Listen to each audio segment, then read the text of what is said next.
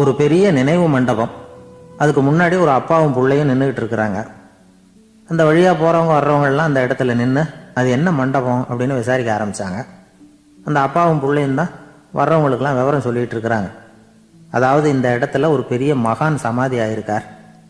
அவர் சமாதியான இடத்துல இந்த நினைவு மண்டபத்தை கட்டியிருக்கிறோம் அப்படின்னாங்க. ஊர் பூரா இந்த செய்தி பரவிச்சு. நிறைய பேர் அந்த இடத்தை தேடி வர ஆரம்பித்தாங்க. இங்கே வந்து கொஞ்சம் நேரம் உட்காந்துட்டு போனால் மனசுக்கு ஒரு நிம்மதி கிடைக்கிது அப்படின்னாங்க. அங்கே இருந்த உண்டியலில் நிறைய காசு போட்டுட்டு போகிறாங்க. பணம் கிடுகிடுன்னு நிறைய சேர ஆரம்பிச்சுட்டுது. பணம் நிறைய சேர்ந்த உடனே அந்த அப்பாவுக்கும் பிள்ளைக்கும் தகராறு வந்துட்டுது. பணம் சேர்ந்தாலே சொத்து தகராறு வரத்தானே செய்யும். அது மாதிரி வந்துட்டுது. பையன் அடிக்கடி நிறைய பணம் கேட்க ஆரம்பித்தான். அப்பா பார்த்தார், யோசனை பண்ணார், ஒரு முடிவுக்கு வந்தார். ஒரு நாள் பையனை கூப்பிட்டார். இதை பாருப்பா, நமக்குள்ள தகராறு வேணாம். அப்பாவும் பிள்ளையும் இப்படி சண்டை போட்டுக்கிட்டா பார்க்குறவங்க தப்பாக நினைப்பாங்க. அதனால் நமக்குள்ள சமரசமாக இதை தீர்த்துக்குவோம், என்ன சொல்கிற அப்படின்னார் அப்பா. சரின்னு நான் பையன். உடனே அந்த அப்பா என்ன பண்ணார் தெரியுமா? மகன்கிட்ட கொஞ்சம் பணத்தை கொடுத்தார். தன்கிட்ட இருந்த ஒரு கழுதையையும் கொடுத்தார். இதை வச்சு நீ பொழைச்சிக்கோ அப்படின்னு சொல்லி அனுப்பி வச்சுட்டார். மகன் அந்த கழுதையை இழுத்துக்கிட்டு அடுத்த ஊருக்கு போனான்.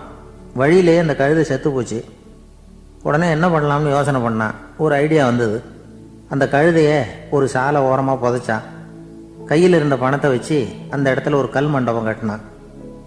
அந்த வழியாக 2 பேர் வந்தாங்க. இது என்ன மண்டபம்னு விசாரித்தாங்க.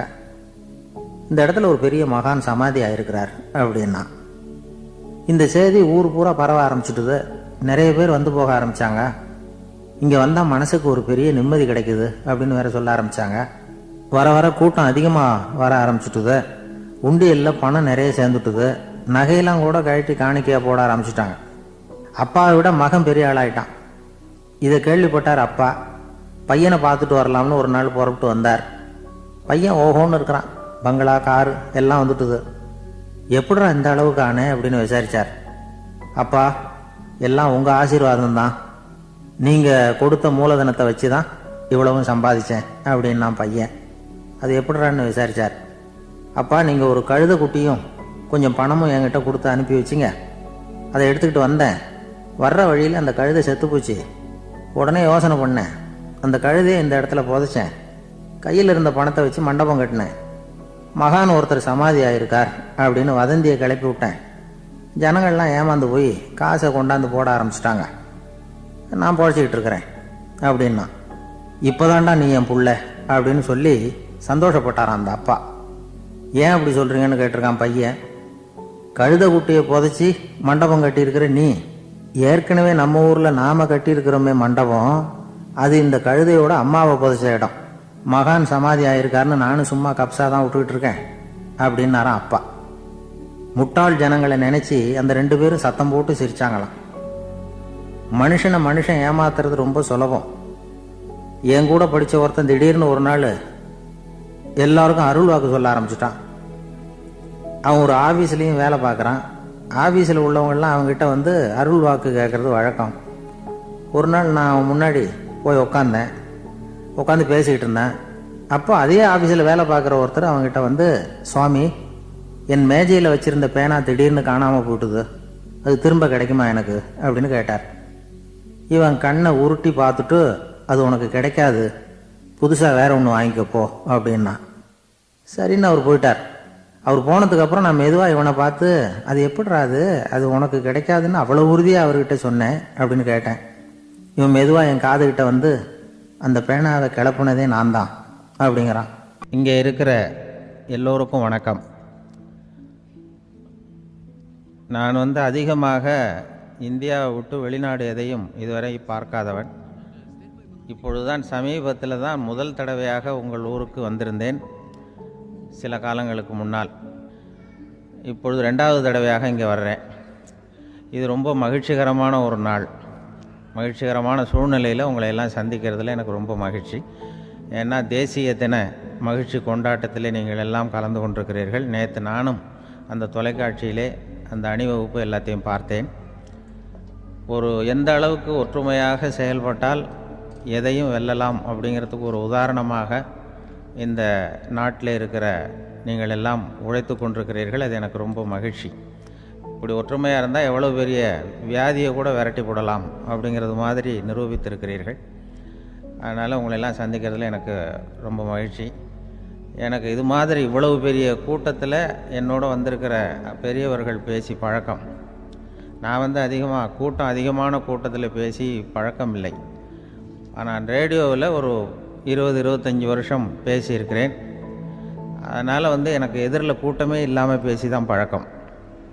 அது வெறும் மைக்கு மட்டும் இருக்கணும், எதிரில் யாரும் இருக்கக்கூடாது. அப்படியே ரேடியோவில் பேசி பழக்கப்பட்டதுனால ஒரு பெரிய பிரம்மாண்டமான கூட்டத்தை பார்த்தது எனக்கே ஒரு மாதிரியாக இருக்குது. அதனால் கூட்டம் இல்லாமல் எனக்கு இப்போ கூட நீங்கள் எல்லோரும் எழுந்திரிச்சு வெளியில் போயிட்டால் ரொம்ப நல்லா பேசுவேன். நீங்கள் வெளியில் இருந்துட்டு கேட்கணும், ஏன்னா அப்படியே பழகி போச்சு. இருந்தாலும் இதில் எனக்கு என்னென்னா, இப்போ தமிழ்நாட்டில் நான் பலதரப்பட்ட கூட்டத்தில் பேசி சமீப காலத்தில் பேசியிருக்கிறேன். இந்த எல்கேஜி யூகேஜி படிக்கிற குழந்தைகள் முன்னாடி என்ன பேச சொல்லுவாங்க, எல்கேஜி யூகேஜி அந்த குழந்தைகள். அப்போ நான் எப்போ முடிக்கணுங்கிறது எனக்கு தெரியும், ஏன்னா அதுக்கு ஒரு அறிகுறி. அந்த குழந்தை என்ன பண்ணோம்னா வரிசையில் இருக்கிறது அப்படி தரையை கீறும். கேச்சுன்னா அது போதும் அப்படின்னு அதுக்கு முடிச்சுக்கோன்னு அர்த்தம். அதை பார்த்து தான் நான் முடிச்சுக்கிறது வழக்கம். கொஞ்சம் பெரிய ஹைஸ்கூல்னால் யாராவது பசங்க 2-3 பேர் கொட்டாவி விடுவாங்க, அதை பார்த்து அதை முடிச்சுக்கிறது வழக்கம். கல்லூரின்னா விசில் அடிப்பாங்க யாராவது 1-2 பேர். இப்படி எனக்கு பலதரப்பட்ட எப்போ முடிக்கணுங்கிறதுக்கு அப்படிலாம் அறிகுறி உண்டு. எனக்கு ரொம்ப பிடிச்சது என்னென்னா, இந்த முதியோர் இல்லங்கள் இருக்குது பாருங்கள். முதியோர் இல்லம், பென்ஷனர் அசோசியேஷன்லாம் இருக்குது தமிழ்நாட்டில். எல்லாம் 60-70 வயசுக்கு மேற்பட்டவர்கள். அவங்க கூட்டத்தில் பேசுகிறது தான் எனக்கு ரொம்ப பிடிக்கும். ஏன்னா நான் பாட்டுக்கு பேசிக்கிட்டே இருப்பேன், அவங்களும் அசையாமல் கேட்டுக்கிட்டு இருப்பாங்க. அதுக்கு என்ன காரணம்னா, காது கேட்காது. அது எனக்கு அப்புறம்தான் தெரியும். பேசி முடிச்சுட்டு இறங்கி போனால் அந்த பெஞ்சில் உட்காந்துருக்கிற ஒரு நாற்காலில், என்ன சார் முடிச்சிட்டிங்க போல் இருக்கு அப்படிம்பார். எப்படி சார் கண்டுபிடிச்சிங்க, அதான் இறங்கி வந்தீங்கல்ல அப்படிம்பார். அதனால் அது மாதிரி கூட்டத்தில் ஒன்றும் எனக்கு சுத்தமாக யாரும் இருக்கக்கூடாது எதிரில். இல்லைன்னா அந்த முதியோர் இல்லம் மாதிரி அப்படி காது கேட்காதவங்களாம் உட்காந்துருக்கணும். இங்கே அப்படி இல்லை, எல்லாம் ரொம்ப விழிப்போடு இருக்கீங்க, காதை திறந்து வச்சுக்கிட்டு.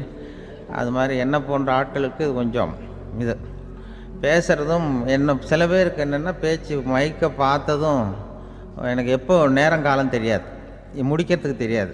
அப்படியும் உண்டு பேச்சாளர்கள் பல ரகம். நான் கூட இப்போ ஒரு ஏற்பாடு பண்ணியிருக்கிறேன். என்னுடைய நண்பர் சுபாஷ்னு ஒருத்தர் வந்திருக்கார். அவர்கிட்ட சொல்லியிருக்கேன், நான் எப்போ முடிக்கணும்னு தோணுதோ அப்போ லேசாக தலையை சொறி நான் முடிச்சுக்கிறேன். என்ன கடிகாரமும் கிடையாது, ஒன்றும் கிடையாது. நான் எப்போ ஆரம்பிக்கிறேன் எப்போ முடிக்கிறேன்னு தெரியாதுன்னு சொன்னேன்.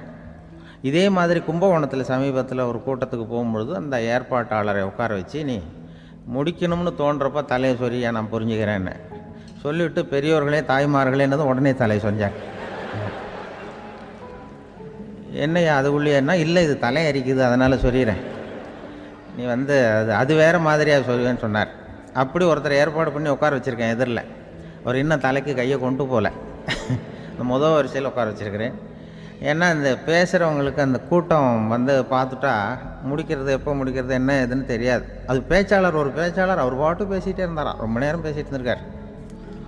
பேசிகிட்டு இருந்தால் ஒன்றும் புரியல, நேரங்காலம் தெரியல. அவருக்கே தோணி ஒரு கட்டத்தில் அந்த பேசுகிறவருக்கு, ஐயா மன்னிச்சுக்கோங்க, நான் ரொம்ப நேரம் பேசிட்டேன் போல் இருக்கு, எவ்வளோ நேரம் பேசினேன்னு எனக்கே ஞாபகம் இல்லை, இந்த கை கடிகாரத்தை கூட பார்க்க மறந்துட்டேன், என்னை மன்னிச்சுக்கோங்க அப்படின்னாராம்.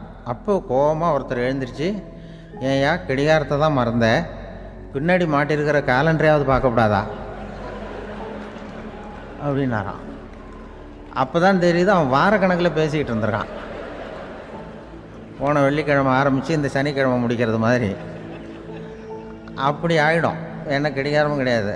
அது மாதிரி பேசுகிற பேச்சு ஆனால் பேசுனா என்ன சொல்லுவாங்கன்னா, எந்த பேச்சை கேட்டாலும் ஒரு தன்னம்பிக்கை வரணுமா கேட்குறவங்களுக்கு, அதுதான் நல்ல பேச்சு அப்படின்னு சொல்லுவாங்க. கேட்குறவங்களுக்கு ஒரு தன்னம்பிக்கை, வாழ்க்கையில் ஒரு பிடிப்பு வரணும், தன்னம்பிக்கை வரணும். அப்படிப்பட்ட எண்ணத்தில் தான் அவங்கெல்லாம் நல்ல கருத்துக்களை சொல்ல வந்திருக்கிறாங்க. அது என்னென்னா, ஒரு ஒரு ஒரு ஒரு இளைஞன் எங்கெங்கேயோ வேலை தேடி இருக்கான், வேலையே கிடைக்கல. உடனே ஒரு தண்டவாளத்தில் போய் தற்கொலை பண்ணி தண்டவாளத்தில் தலையை வச்சு படுத்துட்டானான்.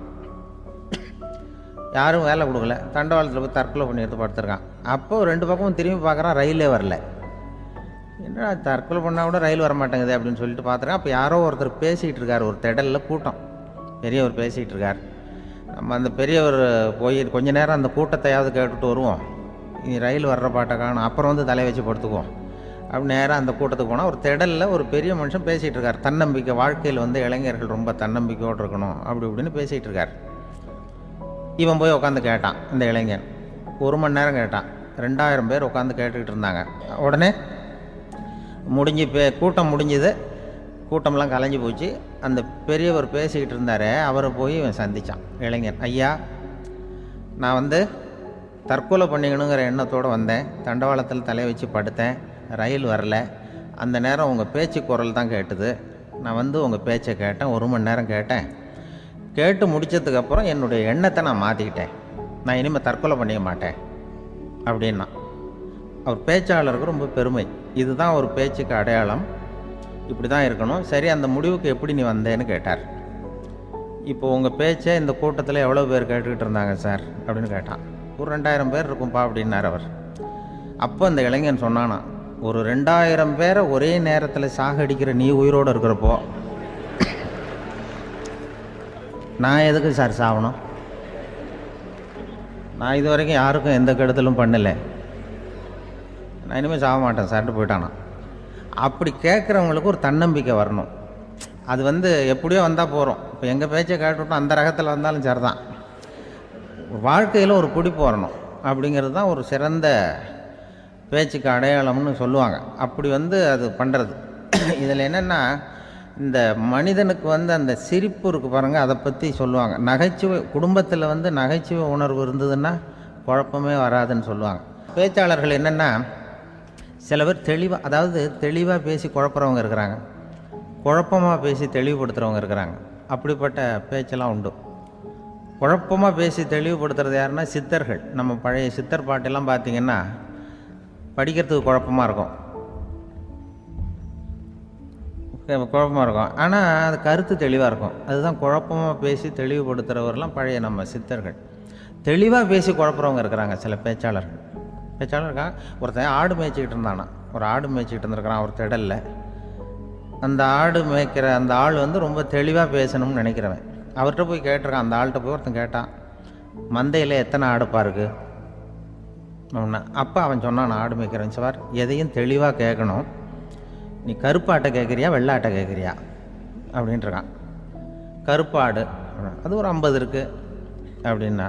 சரி, வெள்ளாடு எத்தனை இருக்குது அப்படின்னா, அதுவும் 50 தான் இருக்குது அப்படின்ட்டுருக்கான்.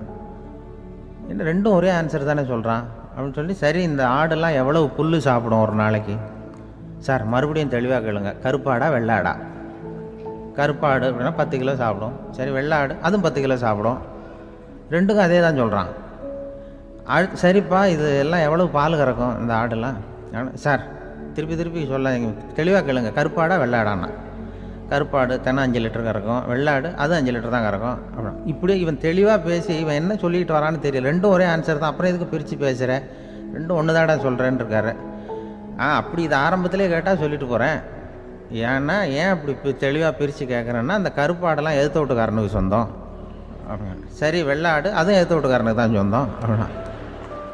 இப்போ என்ன பேசினா தெளிவாக பேசி குழப்பிக்கிட்டு இருக்கான்னு அர்த்தம். இப்போ எதுக்கு இந்த அறிகுறியை சொல்கிறேன்னா, நான் பேசுகிறது கூட அப்படி தான் இருக்கும். ஏன்னா குழப்பமாக பேசி தெளிவுபடுத்துகிறவர்கள் பின்னாடி வராங்க, அவங்க கொஞ்சம் அவங்க. அதனால் நம்மளால் முடிஞ்ச வரைக்கும் கொஞ்சம் தெளிவாக பேசி உங்களை குழப்பி வச்சோம்னா அவங்க வந்து பின்னாடி பார்த்துக்குவாங்க. அதுதான்.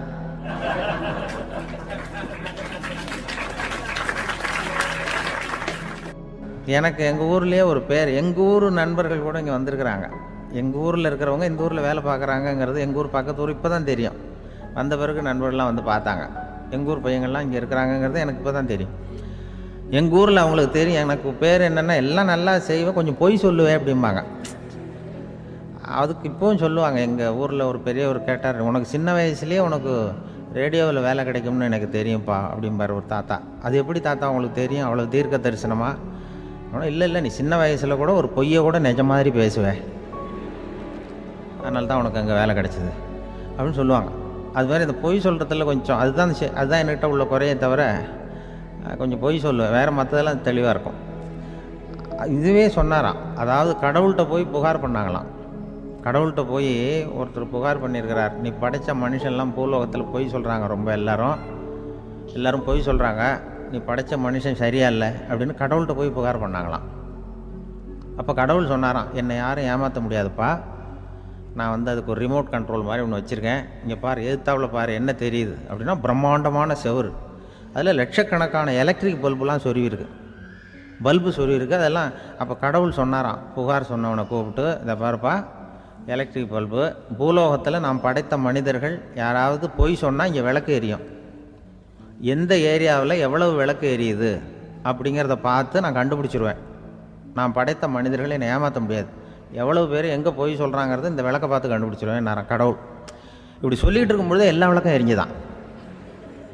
அப்போ புகார் பண்ணவன் கேட்டிருக்கான், இது ஏதாவது ஒயரிங்கில் கோளாறாக இருக்குமா சார், இது ஏன் இப்படி எல்லாம் எரியுது அப்படிங்கிறப்ப கடவுள் சொன்னாராம், இல்லை இப்போ சிங்கப்பூரில் தென்கட்சி சுவாமிநாதன் பேசிக்கிட்டு இருக்காரு, இன்னும் ஒரு 15-20 நிமிஷத்தில் சரியாக போடும் அப்படின்னாராம். அப்படி சொல்லுவாங்க என்னை பற்றி கொஞ்சம் பொய் சொல்கிறதுங்கிறது, அதுக்காக உங்ககிட்ட பொய் சொல்ல முடியாது. நான் பொய் சொல்கிறதுனா அந்த முன்னாடி சொன்னேன் முதியோர் இல்லம், அங்கே வேணால் சொல்லலாம், எதை சொன்னாலும் கேட்க போகிறதில்ல, அப்படி சொல்லலாம். ஏன்னா இப்போ இதில் என்னென்னா, இவங்க ஐயாக்கெல்லாம் இங்கே வந்ததும் பெரியவங்கள்லாம் சொன்னாங்க, முஸ்தபா சார்லாம் சொன்னார், இங்கே முன்னாடிலாம் எங்கள் மனிதர்கள் எந்த அளவுக்கு இப்போ ரொம்ப ஆக்கப்பூர்வமாக வளர்ந்துருக்கிறார்கள். முன்னாடிலாம் சினிமா நடிகர்களுக்கு தான் இது மாதிரி கூட்டங்கள்லாம் வரும், சினிமா சம்மந்தப்பட்டவங்களுக்கு இது மாதிரி ஏதாவது நல்ல விஷயங்களை பேசுகிறவங்களுக்கு கூட்டம் வர்றது ஒரு பெரிய ஆரோக்கியமான அறிகுறி, எங்களுக்கெல்லாம் ரொம்ப மகிழ்ச்சியாக இருக்குது சார்னு சொன்னார். அது இப்போ அதுக்கு தான் வந்திருப்பீங்க, வேறு ஒன்றும் இப்போ எங்கள் முகத்துக்காக வந்திருக்க போகிறீங்க, அப்படி ஒன்றும் கவர்ச்சியான முகமா அதுவும், அதனால் முகத்தை பார்க்குறதுக்கு தான் வந்திருக்கிறாங்க அப்படின்னு சொல்லி. ஆனால் இந்த ரேடியோவில் நான் கொஞ்ச காலம் வெளியில் தெரியாமல் இருந்தேன். அப்போ என்ன பண்ணுவாங்கன்னா, என்ன வருவாங்க, எங்கள் ரேடியோ ஸ்டேஷனுக்கு வருவாங்க, சார் அந்த தினம் ரேடியோவில் பேசுகிறாரு இன்று ஒரு தகவல், அவர் முகத்தை பார்த்துட்டு போகணும் சார் அப்படின்ட்டு வருவாங்க. ஏன்னா இப்போ தொலைக்காட்சியில் வர்றதில்லை, அதில் என்னென்னா அப்படி ஒரு தடவை வர்றவங்க அடுத்த தடவை வர்றதில்லை. அப்போ தான் புரியுது, ஓஹோ அவங்க ஆள் யாருன்னு தெரிஞ்சுக்கிறதுக்கு தான் வராங்க, வேறு ஒன்றும் ஒரு பெரிய கவர்ச்சி. அதனால் இந்த கூட்டம் ஏதோ அவருடைய கவர்ச்சின்னா அவர் ஐயா சுகிசிவம் கொஞ்சம் கவர்ச்சியாக தெரிகிறார், அதனால் அவருக்காக வந்த கூட்டமாக வேணா இருக்கலாம், வேறு எனக்கு அந்த நம்பிக்கை இல்லை. ஐயா சாலவன் பாப்பாவுக்கு சுத்தமாக அந்த நம்பிக்கை இருக்காது. அதனால் நாங்கள் ஏமாந்து போட மாட்டோம், ஏதோ எங்களை பார்க்க தான் வந்திருக்கிறாங்க எல்லோரும் அப்படின்னு. என்ன அவங்களுக்கு கருத்துன்னா, நல்ல குடும்பம் நல்ல மகிழ்ச்சியாக வாழ்வது எப்படி, நல்ல குடும்பத்தை எப்படி நடத்துறது, இது மாதிரி நல்ல கருத்துக்களை இப்போ ஜனங்கள்கிட்ட பரிமாறிக்கணும்னு இந்தியாவிலையும் தமிழ்நாட்டிலையும் சில நிகழ்ச்சிகளை அவங்க நடத்திட்டு இருக்கிறாங்க. என் கூட வேலை பார்க்குறப்போ ஒரு அம்மா இருந்தாங்க, அவங்க எப்போதும் அவங்க வீட்டுக்காரர் படத்தையே வச்சுருப்பாங்க, கையில் பத்திரமா வச்சுருப்பாங்க, அவ்வளவு மரியாதை மதிப்புன்னு சொல்லி நாங்கள்லாம் அவங்கள பெருசாக நினைப்போம். இது எதுக்குமா அவங்க வீட்டுக்காரர் படத்தை பத்திரமா இல்லை கையிலேயே வச்சுருக்கீங்களே, ஆஃபீஸுக்கெல்லாம் எடுத்துகிட்டு வச்சு அடிக்கடி எடுத்து பார்த்துக்குவாங்க, அவ்வளவு பிரியமாக அவங்க வீட்டுக்காரர் இல்லை. ஆமாம், எனக்கு ஏதாவது பிரச்சனை வந்துவிடுதுன்னா உடனே எங்கள் வீட்டுக்காரர் படத்தை எடுத்து பார்ப்பேன். பரவாயில்லையே இப்படி ஒரு இதாக, ஆமாம் இதை பார்த்துட்டு நினச்சிக்குவேன், இதை விட பிரச்சனை வேறு என்ன இருந்துட போகுது உலகத்தில் அப்படின்னு நினச்சிக்குவேன், உடனே எனக்கு எல்லாம் போயிடும் அப்படின்ட்டு தான். அப்படி ஒரு அம்மா இருந்தாங்க, இப்போ இருக்காங்க, வேலை பார்த்துக்கிட்டு இருக்காங்க. அப்படிலாம் இங்கே இருக்கிற தாய்மார்கள் பெண்கள் யாராவது அப்படி கூட பண்ணலாம். எப்போதுமே உங்கள் வீட்டுக்காரர் படத்தை கையில் வச்சுக்கோங்க, அது ஒரு யோசனை, குடும்பம் குதூகலமாக இருக்கிறதுக்கு அது ஒரு யோசனை. அதே மாதிரி இவங்களும் அவங்க படத்தை வச்சுக்கலாம், வச்சுக்கிட்டு பிரச்சனை வரும்பொழுது பார்த்துக்கணும், இதை விட நமக்கு என்ன வந்துட போகுது பெருசாக அப்படி தான் இருக்கணும். குடும்பம் நல்லபடியாக இருக்கணும்னா அதுக்கு இப்போ சொல்லுவாங்க, கடவுளே ஒரு வீட்டு கணவன் வீட்டு தலைவர் கனவுல வந்தாராம். கடவுள் இது மாதிரி உன்னை விட்டுட்டு உங்கள் குடும்பத்தை உன்னையெல்லாம் விட்டுட்டு போக போகிறேன்னா, அதனால் ஏதாவது வர வேணும்னா கேட்டு போய் வாங்கிக்கோ அப்படின்னு கடவுள் சொன்னாராம் அந்த குடும்ப தலைவர்கிட்ட. அவருக்கு என்ன கேட்குறதுன்னு புரியல, கடவுள் விட்டுட்டு போகிறேங்கிறாரு, ஏதாவது வரம் கேட்டுக்கோ அப்படின்னு நம்ம என்ன பண்ணுறது, என்ன கேட்குறதுன்னு ஒன்றும் புரியல, குழம்பிக்கிட்டு இருந்தான் அந்த ஆள் கனவுல. இப்போ கடவுள் சொன்னாரா, சரி நீ ரொம்ப குழப்பமாக இருக்க, நாளைக்கு மறுபடியும் உன் கனவுல வரேன் அதுக்குள்ளே நீ முடிவு பண்ணி வை. உனக்கு என்ன வரம் வேணுமோ கேட்டு வாங்கிக்கோ, உனக்கு வரம் கொடுத்துட்டு நான் போயிடுறேன், உன்னை விட்டுட்டு போகிறதா நான் முடிவு பண்ணிட்டேன் அப்படின்ட்டுருக்காரு கடவுள். சரி, ஒரு நாள் அவகாசம் கொடுங்க, நாளைக்கு நான் அதுக்குள்ளே முடிவு பண்ணி வைக்கிறேன்ட்டு அவர் வந்தார். மறுநாள் முழிச்சுக்கிட்டார். முழிச்சுக்கிட்டு மனைவி, மகன், மக்கள் எல்லாரையும் கூப்பிட்டார், குடும்பத்தில் எல்லாரையும். அப்படி வாங்க, இது மாதிரி நேற்று கனவுல வந்தார் கடவுள், நம்மளை விட்டுட்டு போக போகிறாராம், என்ன வரம் வேணும்னு கேட்டு வாங்கிங்கோ அப்படின்னு இப்போ சொல்லிட்டார். என்ன கேட்குறதுன்னா அப்படின்னு அந்த கணவன் கேட்குறான். இந்த மனைவி சொல்கிறாங்க, என் உடம்பு பூரா நகையாக இருக்கணும் அப்படின்னு கேள் அப்படின்ட்டுருக்கு.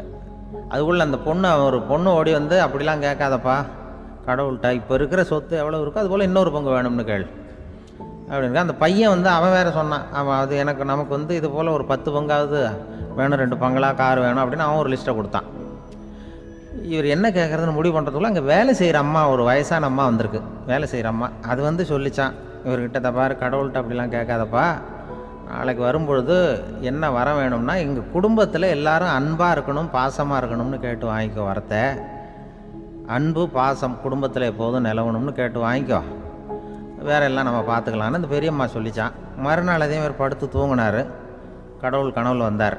வந்து கேட்கும்பொழுது இவர் சொன்னாராம், ஐயா எனக்கு வந்து எங்கள் குடும்பத்தில் நாங்கள் கணவன், மனைவி, புள்ள, குட்டி எல்லாம் பாசமாக இருக்கணும், அன்பாக இருக்கணும், இதுதான் எங்களுக்கு வர வேணும் அப்படின்னு கேட்டாராம். இவர் கேட்டதும் கடவுள் வந்து தலையை சொரிய ஆரம்பிச்சிட்டாராம். ஏன் என்ன யோசிக்கிறீங்கன்னு கேட்டிருக்காரு. நீங்கள் அன்பாக பிரியமாக இருந்தீங்கன்னா அப்புறம் ஏன் நான் உங்களை விட்டுட்டு போக போகிறேன்? நான் ஏற்கனவே இல்லைங்கிறதுனால தான் உங்களை விட்டு போகலாம்னு முடிவு பண்ணியிருந்தேன்.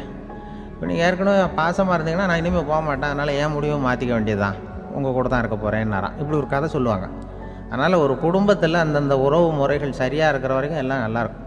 அங்கே தான் இறைவன் வாழும் இல்லம்ங்கிறாங்களே, அதுதான் அது. அதில் அந்த குடும்ப தலைவருங்கிறவர் கணவன் அப்படிங்கிறதுனால அவருக்கு தான் பொறுப்பு. அவருக்கு நிறைய சகிப்புத்தன்மை வேணும், கோபம் வரக்கூடாது, யார் என்ன சொன்னாலும் போகணும். சில கணவன்மார்கள் வந்து எது சொன்னாலும் மனைவி வந்து தட்டுறதில்லை. அங்கே போனால் போவாங்க, எதுக்கு போக சொல்கிறேன்னு கேட்குறதில்ல, போகிறது, இங்கே வான்னா வர்றது. திருவள்ளூர் மனைவி இருந்தாருன்னு சொல்கிறாங்கல்ல, அது மாதிரி.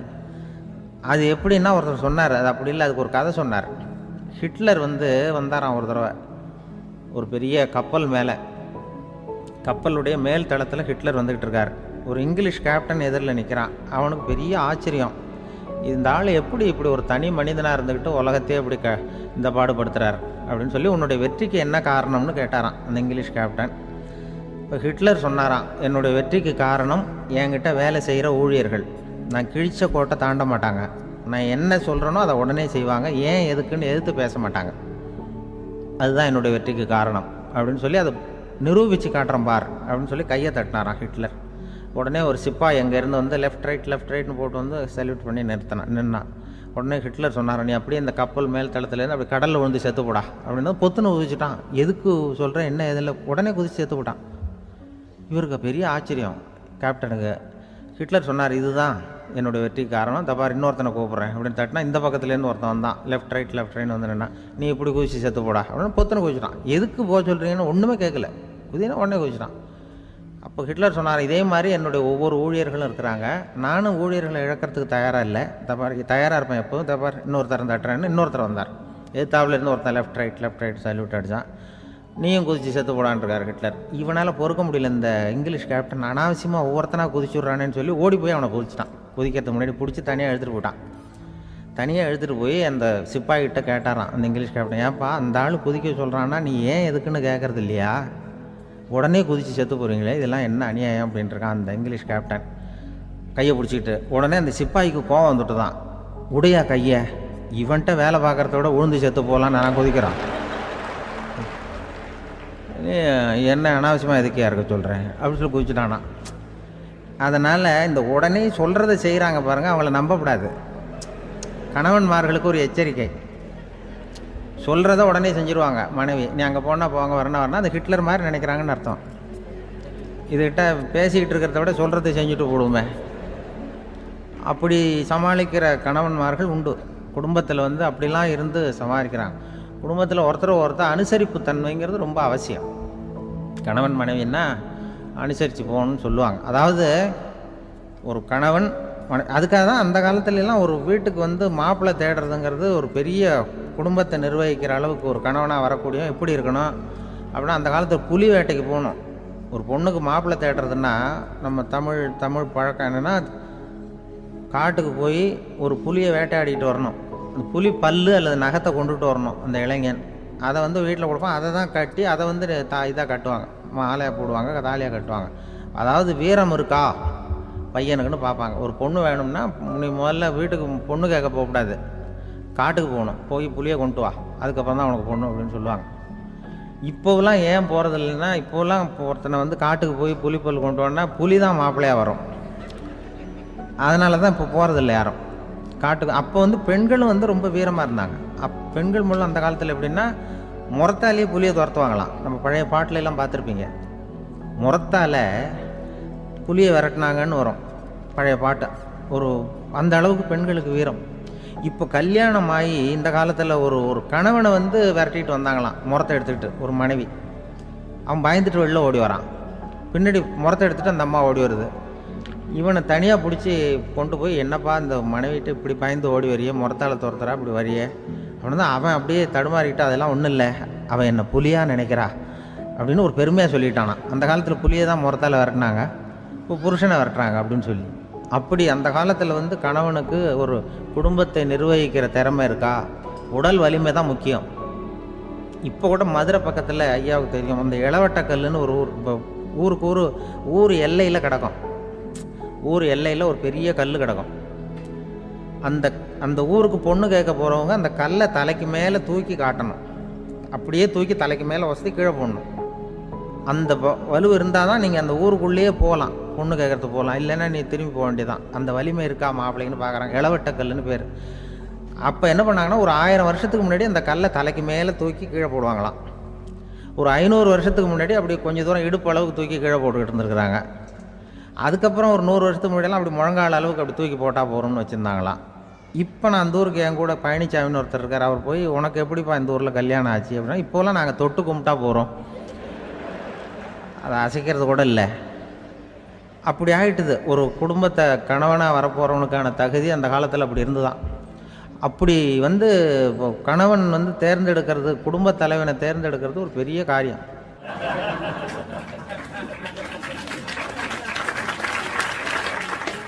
ஒரு பெரிய செல்வந்தர் போட்டி வச்சாராம், ஒரு நீச்சல் குளம், அதில் யார் வேணாலும் குதித்து அந்த பக்கம் போய் கரையேறலாம். அந்த நீச்சல் குளத்தில் விஷப்பாம்புலாம் கிடக்கு.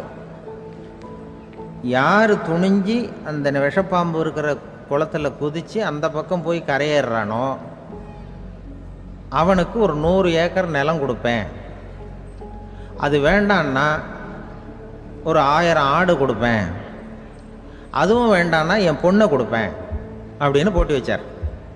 அதான் மாப்பிள்ளையை தேர்ந்தெடுக்கிறதுக்கு அவர் ஒரு வழி, நீச்சல் குளத்தில் குதிச்சு கரையேறணும். இப்போ அந்த ஊரில் இருக்கிற இளைஞர்கள்லாம் வந்து பார்க்குறாங்க அந்த குளத்தில் குதிக்கணும்னு. ஆனால் குளத்தில் வெறும் விஷப்பாம்புலாம் கிடக்கு. இது என்ன பண்ணுறதுன்னு பார்த்தா யாருமே குதிக்கிறதுக்கு தைரியம் வரல. திடீர்னு ஒருத்தன் துணிஞ்சு குதிச்சான், படபடன்னு அடிச்சுட்டு போய் அந்த பக்கம் கரையேறிட்டான். கரையேறின உடனே பரவாயில்லையே ஒரு ஆள் வந்துட்டான்னு சொல்லி அவனை அந்த இளைஞனை போய் பிடிச்சிட்டு வந்தாங்க. அந்த பெரியவர் கேட்டார், ஏப்பா இவ்வளவு பெரிய விஷப்பாம்பெல்லாம் கிடக்கிற நீச்சல் குளத்தில் நீ துணிஞ்சு குதித்து கரையேறி இருக்கிற, உனக்கு என்ன 1000 ஏக்கர் நிலம் கொடுத்துறவா, 100 ஏக்கர் நிலம் கொடுக்கவா சொல்கிறப்படி அப்படின்னா, வேண்டாம் சார்ன்றான். ஓஹோ அப்படின்னா ஒரு 1000 ஆடு வேணுமா உனக்கு அப்படின்னா, அதுவும் வேண்டாம் சார். ஓ அப்படின்னா என் பொண்ணு வேணுமா அப்படின்னா, அதுவும் வேண்டாம் சாருங்கிறான். அப்புறம் எதுக்குடா குதிச்சுன்ட்டு, என்ன உனக்கு என்ன தான் வேணும் அப்படின்னு கேட்டிருக்கார். என்னை எவன் பிடிச்சி தள்ளி விட்டவன்னு தெரியணும் அப்படின்றான். அதுக்காக அவன் பார்த்துருக்கான். அப்படி இருந்தால் தான் துணிச்சல் வரும் இந்த காலத்தில்.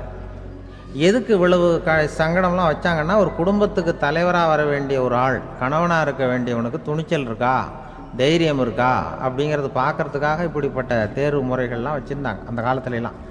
இப்போலாம் கல்யாணம் பண்ணுறது ஆளுக்கு நேரில் பார்க்காமலே கூட கல்யாணம் நடக்குது இன்டர்நெட்டில். இப்போ சர்டிஃபிகேட் கேட்குறாங்க, நோய் நொடி இல்லாமல் இருக்காரா பார், காட்டுக்கெலாம் போக வேண்டாம், நேராக ஆஸ்பத்திரிக்கு போய் ஒரு சர்டிஃபிகேட் வாங்கிட்டு வா, உனக்கு ஒன்றும் வியாதி இல்லைன்னு ப்ரூவ் பண்ணு, அதுக்கப்புறம் பார்த்துக்கலாம், மற்றதை பேசுவோம் அப்படின்னு சொல்லி அப்படி இருக்குது நிலைமை. அதனால் குடும்பத்தில் வந்து அந்த கணவனாக இருக்கிற வேண்டியவனுக்கு பொறுப்பு அதிகம். ஏன்னா எல்லாத்தையும் அனுசரித்து போக வேண்டியதாக வந்தான். அப்படி தான் இருக்குது. அது ஒன்றுக்கு மேலே இந்த கல்யாணம் பண்ணிக்கிறாங்கல்ல, அது ரொம்ப அவஸ்தை. ஒருவனுக்கு ஒருத்திங்கிறது நம்ம இதெல்லாம் சொல்கிறது. ஒன்றுக்கு மேற்பட்ட திருமணங்கள் வந்து சங்கடத்தில் தான் கொண்டு வந்து விடும். நிறைய சொல்லுவாங்க, உலகத்திலேயே ஒரு பெரிய இது என்ன தெரியுங்களா, இயற்கை நிர்ணயம் பண்ணுது. இப்போ நம்ம சில பேருக்கு எனக்கு பொம்பளை பிள்ளை வேண்டாம் ஆம்பளை பிள்ளை வேண்டான்னு சொல்லி இந்த ஸ்கேன் பண்ணி என்னென்னவோ பண்ணிகிட்டு இருக்கிறாங்கல்ல. ஆனால் இயற்கை அந்த 50-50 ரேஷியோவை அது மெயின்டைன் பண்ணிகிட்ருக்கு. இந்த உலகத்தில் ஒரு அதிசயமான உண்மை என்னென்னா, 116 ஆம்பளை பிள்ளை பிறந்தா 100 பொம்பளை பிள்ளை பிறகுதான். உலக அளவில் 116 ஆம்பளை பிள்ளை பிறந்தா 100 பொம்பளை பிள்ளை பிறகுது. இது எதுக்கு 16 அதிகமாக பிறக்குதுன்னா, அந்த வாலிப வயசு அடையிறதுக்குள்ளே 16 செத்து போகுது. 16 அங்கங்கே ஓடுறது கொஞ்சம் முரட்டுத்தனமாக போகிறதுனால செத்து போகுது. அந்த 50-50 இந்த ஒருத்தருக்கு ஒருத்தங்கிற ரேஷியோவை இயற்கை மெயின்டைன் பண்ணிகிட்டு இருக்கு. அது ஒரு பெரிய அதிசயம். அதை விட பெரிய அதிசயம் என்னென்னா, இந்த உலக யுத்தம் நடந்ததில்ல, முதல் உலக யுத்தம், 2வது யுத்தம், அப்போ பார்த்துருக்குறாங்க, கணக்கு எடுத்துருக்குறாங்க. அந்த யுத்தம் முடிஞ்ச பிறகு 116 ஆம்பளை பிள்ளைக்கு பதிலாக 160 170 பிறக்க ஆரம்பிச்சுதான். 100 பெண் குழந்தைக்கு 170 180 ஆண் குழந்தை. இது எதுக்குன்னா, அந்த போரில் செத்து போகுதில்ல ஆம்பளை பிள்ளைகள், அதை ஈடுகட்டுறதுக்காக அதிகமாக பிறக்க ஆரம்பிச்சிருக்கு. அந்த அளவுக்கு இயற்கை ஒரு பெரிய ரேஷியோவை மெயின்டைன் பண்ணுது. அதாவது ஒருவனுக்கு ஒருத்திங்கிறத அது சொல்லிகிட்டு இருக்கு. புறாவெல்லாம் வளர்த்திங்கன்னா, நான் கூட புறா வளர்த்துருக்குறேன் ஊரில். புறா வளர்த்திங்கன்னா ஒரு தடவைக்கு 2 முட்டை தான் விடும் ஒரு வீட்டுக்கு. அந்த 2 முட்டையும் குஞ்சு பறிச்சுன்னா அதில் ஒன்று ஆணாக இருக்கும், ஒன்று பொண்ணாக இருக்கும். அது எந்த முட்டை ஆண் எந்த முட்டை பெண்ணுங்கிறத இயற்கை நிர்ணயம் பண்ணுது. அதை நம்ம மாற்றவே முடியாது. ரெண்டையும் அந்த பெண்ணாவோ 2 ஆணாவோ மாற்ற முடியாது நம்ம. அதனால் அந்த இயற்கையை புரிஞ்சுக்கிட்டு நாம் நடந்துக்கணும். அதனால தான் ஒரு கணவன் ஒரு மனைவி, அதான் ஒருத்தருக்கு ஒருத்தங்கிறது. ஒன்றுக்கு மேலேனா சங்கடம் தான். ஒரு பஸ்ஸில் ரெண்டு பெண்கள் வந்துக்கிட்டு இருந்தாங்களாம். பஸ்ஸு பிரயாணம். 2 பெண்கள் பக்கத்து பக்கத்தில் உட்காந்துருக்காங்க. அந்த கண்டக்டரை கூப்பிட்ருக்காங்க, இங்கே வாயா அப்படின்னு அந்த ஒரு அம்மா கூப்பிட்ருக்கு. என்னம்மா அப்படின்ட்டுருக்கார். இந்த ஜன்னலை திறந்து விட்டு போ அப்படின்னு. சரின்னு பக்கத்தில் இருந்த ஜன்னலை திறந்து விட்டு அவர் போயிட்டார். பக்கத்தில் இருந்தம்மா உடனே இங்கே வாயா மறுபடியும் வாயான்னு கூப்பிட்ருக்கு. என்ன இந்த ஜன்னலை மூடிவிட்டு போ அப்படின்ட்டுருக்கு. மூடிவிட்டு போனார். மறுபடியும் அந்த முன்னாடி கூப்பிட்டது வாமா வாயா வாயான்னு மறுபடியும் கண்டக்டரை கூப்பிட்டு, என்ன இந்த பார், இந்த ஜன்னலை நீ மூடி வச்சின்னா நான் மூச்சு திணறி செத்து போடுவேன். அப்புறம் உடனே பக்கத்தில் இருந்தம்மா தபாரியா அந்த அம்மா பேச்சை கேட்டுட்டு நீ திறந்து வச்சின்னா நான் குளிர் தாங்காமல் செத்து போடுவேன் அப்படின்ட்டு. அவர் தலையை பிச்சுக்கிறார் கண்டக்டர். என்னடா பெரிய ரொம்ப போச்சேன்னு, கொஞ்சம் தூரம் பிரயாணம், இதில் கூட அட்ஜஸ்ட் பண்ணி போகக்கூடாதா அப்படின்னு. அப்போ அந்த பஸ்ஸில் பின்னாடி ஒருத்தன் கடைசி சீட்டில் வெயில் தாங்காமல் சட்டையெல்லாம் கட்டி போட்டுட்டு ஒரு கிராமத்து ஆள் பீடி குடிச்சிட்டு வரான். அவர் கூப்பிட்ருக்கான் அந்த ஆள், அந்த கண்டக்டர், இங்கே வாயா அங்கே என்ன தகராறு அப்படின்னு. அந்த எதிர்த்து வீட்டுக்காரன் வந்தானே முன்னாடி பஞ்சாயத்துக்கு, அது மாதிரி கண்டக்டர் இங்கே வாயா, அவன் ஏன் நீ என்ன சொல்ல போகிற அப்படின்ட்டு வந்திருக்கான். சட்டையெல்லாம் கட்டி போட்டு பீடி குடிக்கிறோம், பீடி புகையை ஊதிவிட்டு அங்கே என்ன தகராறு அப்படின்னு கேட்டிருக்கான். ஒன்றும் இல்லையா, அந்த அம்மா ஜன்னலை திறந்தா செத்து போவேங்கிறது, இந்த அம்மா ஜன்னலை மூடுனா செத்து போவேங்கிறது. நான் என்னையா பண்ணுறது ஒரு ஆள், இதுக்கு ஏன் கவலைப்படுறேன், நான் சொல்கிறத கேள், நான் தீர்த்து வைக்கிறேன் பிரச்சனையை அப்படின்னு சொல்லிவிட்டு பீடியை எடுத்துவிட்டு புகையை ஊதிவிட்டு சொன்னானான். கொஞ்ச நேரம் அந்த ஜன்னலை மூடி வை, அந்த அம்மா செத்து போவோம். அப்புறம் திறந்து வை, இந்த அம்மா செத்து போவோம், நாம் நிம்மதியாக போகலாம் அப்படின்னு சொல்லிட்டு பீடி குடிக்க ஆரம்பிச்சிட்டான். அவருக்கு கோவம் வந்துட்டுது கண்டக்டருக்கு. உனக்கு என்னையா நீ பாட்டுக்கு சொல்லிட்டு போடுவ, அந்த 2 அம்மாவும் செத்து போச்சுன்னா அவங்க வீட்டுக்காரனுக்கெல்லாம் யார் பதில் சொல்கிறது அப்படின்னா, கவலையே படாத, 2 பேருக்கும் நான் தான் வீட்டுக்காரன். அதனால தான் அந்த யோசனையை சொன்னேன் அவங்ககிட்ட. அப்புறம் இதுதான், இந்த ஒன்றுக்கு மேலே போச்சுன்னா அது இயற்கைக்கு விரோதம், இப்படிலாம் ஆகும். அதனால தான் அவன் அவ்வளவு ஒன்றுமே வேண்டான்ட்டு கடைசி பெஞ்சு இதில் போய் சீட்டில் உட்காந்துக்கிட்டான். அப்படி அது இயற்கையை புரிஞ்சுக்கிட்டு வாழணுங்கிறது முக்கியம். குடும்பத்தில் கணவனுடைய பங்கு என்ன, மனைவியினுடைய பங்கு, குழந்தை குட்டிகள்லாம் சொல்லுவாங்க. அப்படி இருக்கணும். கணவன்கிறவனுக்கு நிறைய சகிப்புத்தன்மை தேவைப்படுது. மனுஷனுக்கு வேல்யூ விஞ்ஞானம் எப்படி போட்டிருக்குன்னா, ஒரு மனித உடம்பில் இருக்கிற கால்சியத்தை மட்டும் தனியாக எடுத்தால் ஒரு சின்ன ரூமுக்கு வெள்ளை அடிக்கலாமா. ஒரு மனுஷ உடம்பில் இருக்கிற பாஸ்பரஸை மட்டும் தனியாக எடுத்தால் ஒரு 40 நெருப்பூச்சி தயார் பண்ணலாம். ஒரு மனுஷ உடம்பில் இருக்கிற இந்த கொழுப்பு சத்தை மட்டும் தனியாக எடுத்தால் ஒரு 7-8 சோப்பு கட்டி தயார் பண்ணலாம். அது மாதிரி ஒரு மனுஷ உடம்புல இருக்கிற இரும்பு சத்தை மட்டும் தனியாக எடுத்தால் ஒரு 2 அங்குல அணி 2 செய்யலாம். இவ்வளவுக்கும் விலை போட்டால் 42 ரூபா 50 காசு. இதுதான் மனுஷனுக்கு விஞ்ஞானம் போட்டிருக்கிற விலை. அது எப்போ அது ஒசரும்னா, அவன் மனுஷனாக இருக்கிற வரைக்கும் இருக்கிறப்ப. அதுவும் செத்து போனால் அதுவும் கிடையாது, செத்து போனால் அதுவும் குறைஞ்சிரும். மிருகங்களுக்கெல்லாம் அப்படி இல்லை, செத்ததுக்கு அப்புறம் விலை கூடும். அங்கெல்லாம் எல்லா ஊர்லேயும் பார்த்திங்கன்னா உயிர் கோழி 50 ரூபா, உரிச்ச கோழி 60 ரூபான்னு போட்டிருக்கோம். செத்ததுக்கு அப்புறம் 10 ரூபா அதிகம். மனுஷனை வந்து நீ உயிர் மனுஷன் 42 ரூபா 50 காசு, செத்ததுக்கு அப்புறம் 52 ரூபான்னா நீயே வச்சுக்கிடாது, எனக்கு எது கண்டு போடும். அவன் வந்து எப்போ அவனுக்கு வேல்யூ கூடும்னா மனிதனாக வாழும்பொழுது தான் வேல்யூ கூடும். குடும்பத்தில் வந்து அந்த பாசத்தோடு வாழணும்னு கடவுள்கிட்ட கேட்டு சொன்னாங்களே, அதுதான். இந்த சமூகங்கிறதும் ஒரு பெரிய குடும்பம்தான். அதனால தான் இந்த நாட்டுக்குள்ள பெருமையே எல்லாரும் ஒற்றுமையாக இருந்தால் எதையும் சாதிக்கலாம்ங்கிறது தான் இந்த நாட்டுக்குள்ள பெருமை. அப்படி நிரூபித்தோம். அதனால் சமூகங்கிறதும் ஒரு குடும்பம் மாதிரி இருக்கிறது தான் பெருசு.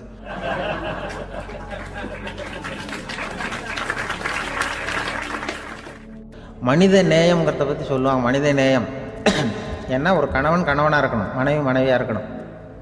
ஒரு மனுஷன் வந்து இன்றைக்கி வந்து மனிதனாக இல்லை, மனித நேயம் குறைஞ்சி போச்சு.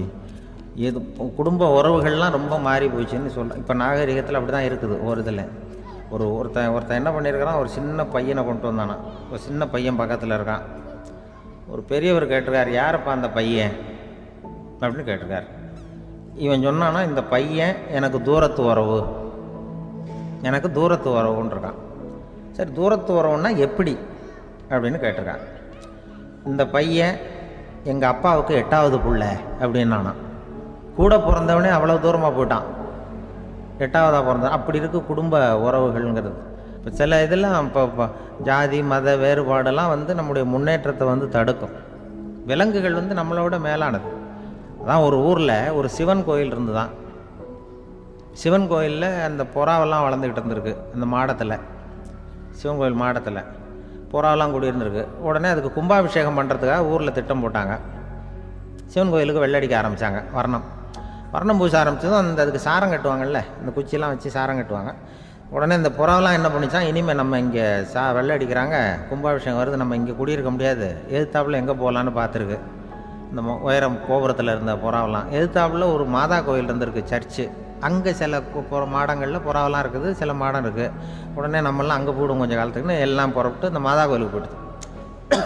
அங்கே போனால் அங்கே இருக்கிற புறாவோடு சேர்ந்து இதுவும் குடியிருந்துகிட்ருக்கு.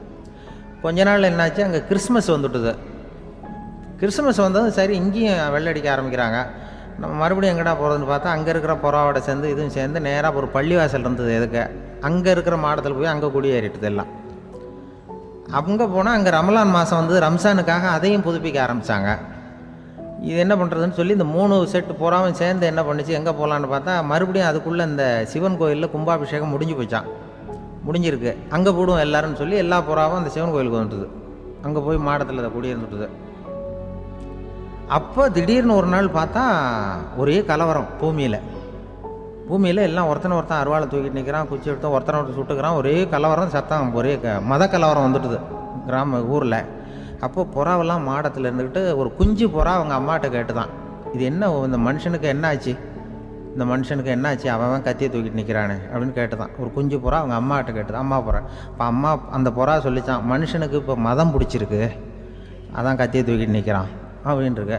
இப்போ நமக்கெல்லாம் பிடிக்கலையே அப்படின்னு தான். அப்போ அந்த புறா சொல்லித்தான், அந்த பாருமா, நாம் வந்து இந்த சிவன் கோயிலில் இருந்தாலும் நமக்கு புறான்னு தான் பேர், இந்த மாதா கோயிலுக்கு போனாலும் நமக்கு புறான்னு தான் பேர், பள்ளிவாசலுக்கு போனாலும் நமக்கு புறான்னு தான் பேர். அந்த மனுஷன் அப்படி இல்லை. அவன் இங்கே இருக்கிற வரைக்கும் இந்துன்னு சொல்லுவான், அங்கே மாதா கோயில் இருந்தான்னா கிறிஸ்தவன்னு சொல்லுவான், பள்ளிவாசலில் இருந்தான்னா முஸ்லீம்னு சொல்லுவான். அப்போ குஞ்சு புறா அது என்ன இப்படி பண்ணுறாங்க மனுஷங்க, இப்போ அவங்கள விட நம்ம வசதி போல் இருக்க, நம்ம தேவலாம் போல் இருக்க அப்படின்னு தான் அந்த குஞ்சு புறா. அப்போ அந்த தாய் புறா சொல்லித்தான், உண்மைதான், அதனால தான் நம்ம மேலான இடத்துல இருக்கிறோம், அவன் கீழே நிற்கிறான் இன்னமும் அப்படின்னு சொல்லித்தான். இதுதான் அந்த குடும்பம்ங்கிறது, சமுதாயம்ங்கிறது ஒரு பெரிய குடும்பம். அது இந்த புறாகிட்டேருந்து மனுஷன் கற்றுக்க வேண்டியிருக்கு. அப்படி இருக்குது இன்றைக்கி மனுஷனுடைய நிலைமை. அதை வந்து புரிஞ்சுக்கணும். அப்படி தான் ஒவ்வொரு இதுலேயும் நாம் வந்து நடந்து கொள்ள வேண்டியிருக்குது. மிருகங்கள்டேருந்து கற்றுக்கிற வாய்ப்பெல்லாம் இருக்குது. அப்படி சொல்லுவாங்க. அந்த இதில் வந்து நாம் குடும்பத்தில் வந்து என்னென்னா, இப்போ இந்த பிள்ளைகளை பற்றி சொல்லுவாங்க. இப்போ ராமர் லட்சுமணர் கதை சொல்லுவாங்க. அதாவது ராமரும் பரதனும் பந்து விளையாடிக்கிட்டு இருந்தாங்களாம் சின்ன வயசில் பந்து விளையாடிட்டு இருந்தாங்களாம். உடனே ராமர் வந்தாராம். வந்து கோசலை அவங்க அம்மா கோசலை மடியில் சோர்ந்து போய் உட்காந்தாராம். சந்தோஷமாக வந்து உட்காந்துருக்கார். அப்போ அந்த கோசலை அம்மா கேட்டாங்களாம், ஏன்ப்பா அப்படி இவ்வளவு சந்தோஷமாக இருக்கே, என்ன காரணம் அப்படின்னு கேட்டிருக்காரு. அப்படின்னு அந்த அம்மா கேட்டிருக்கு. ராமன் சொன்னான்னா, இது என் தம்பியோட நான் பந்து விளையாண்டுக்கிட்டு இருந்தேன், பரதன். அவன் ஜெயிச்சுட்டான், நான் தோத்துட்டேன், என்னை அவன் ஜெயிச்சுட்டான்.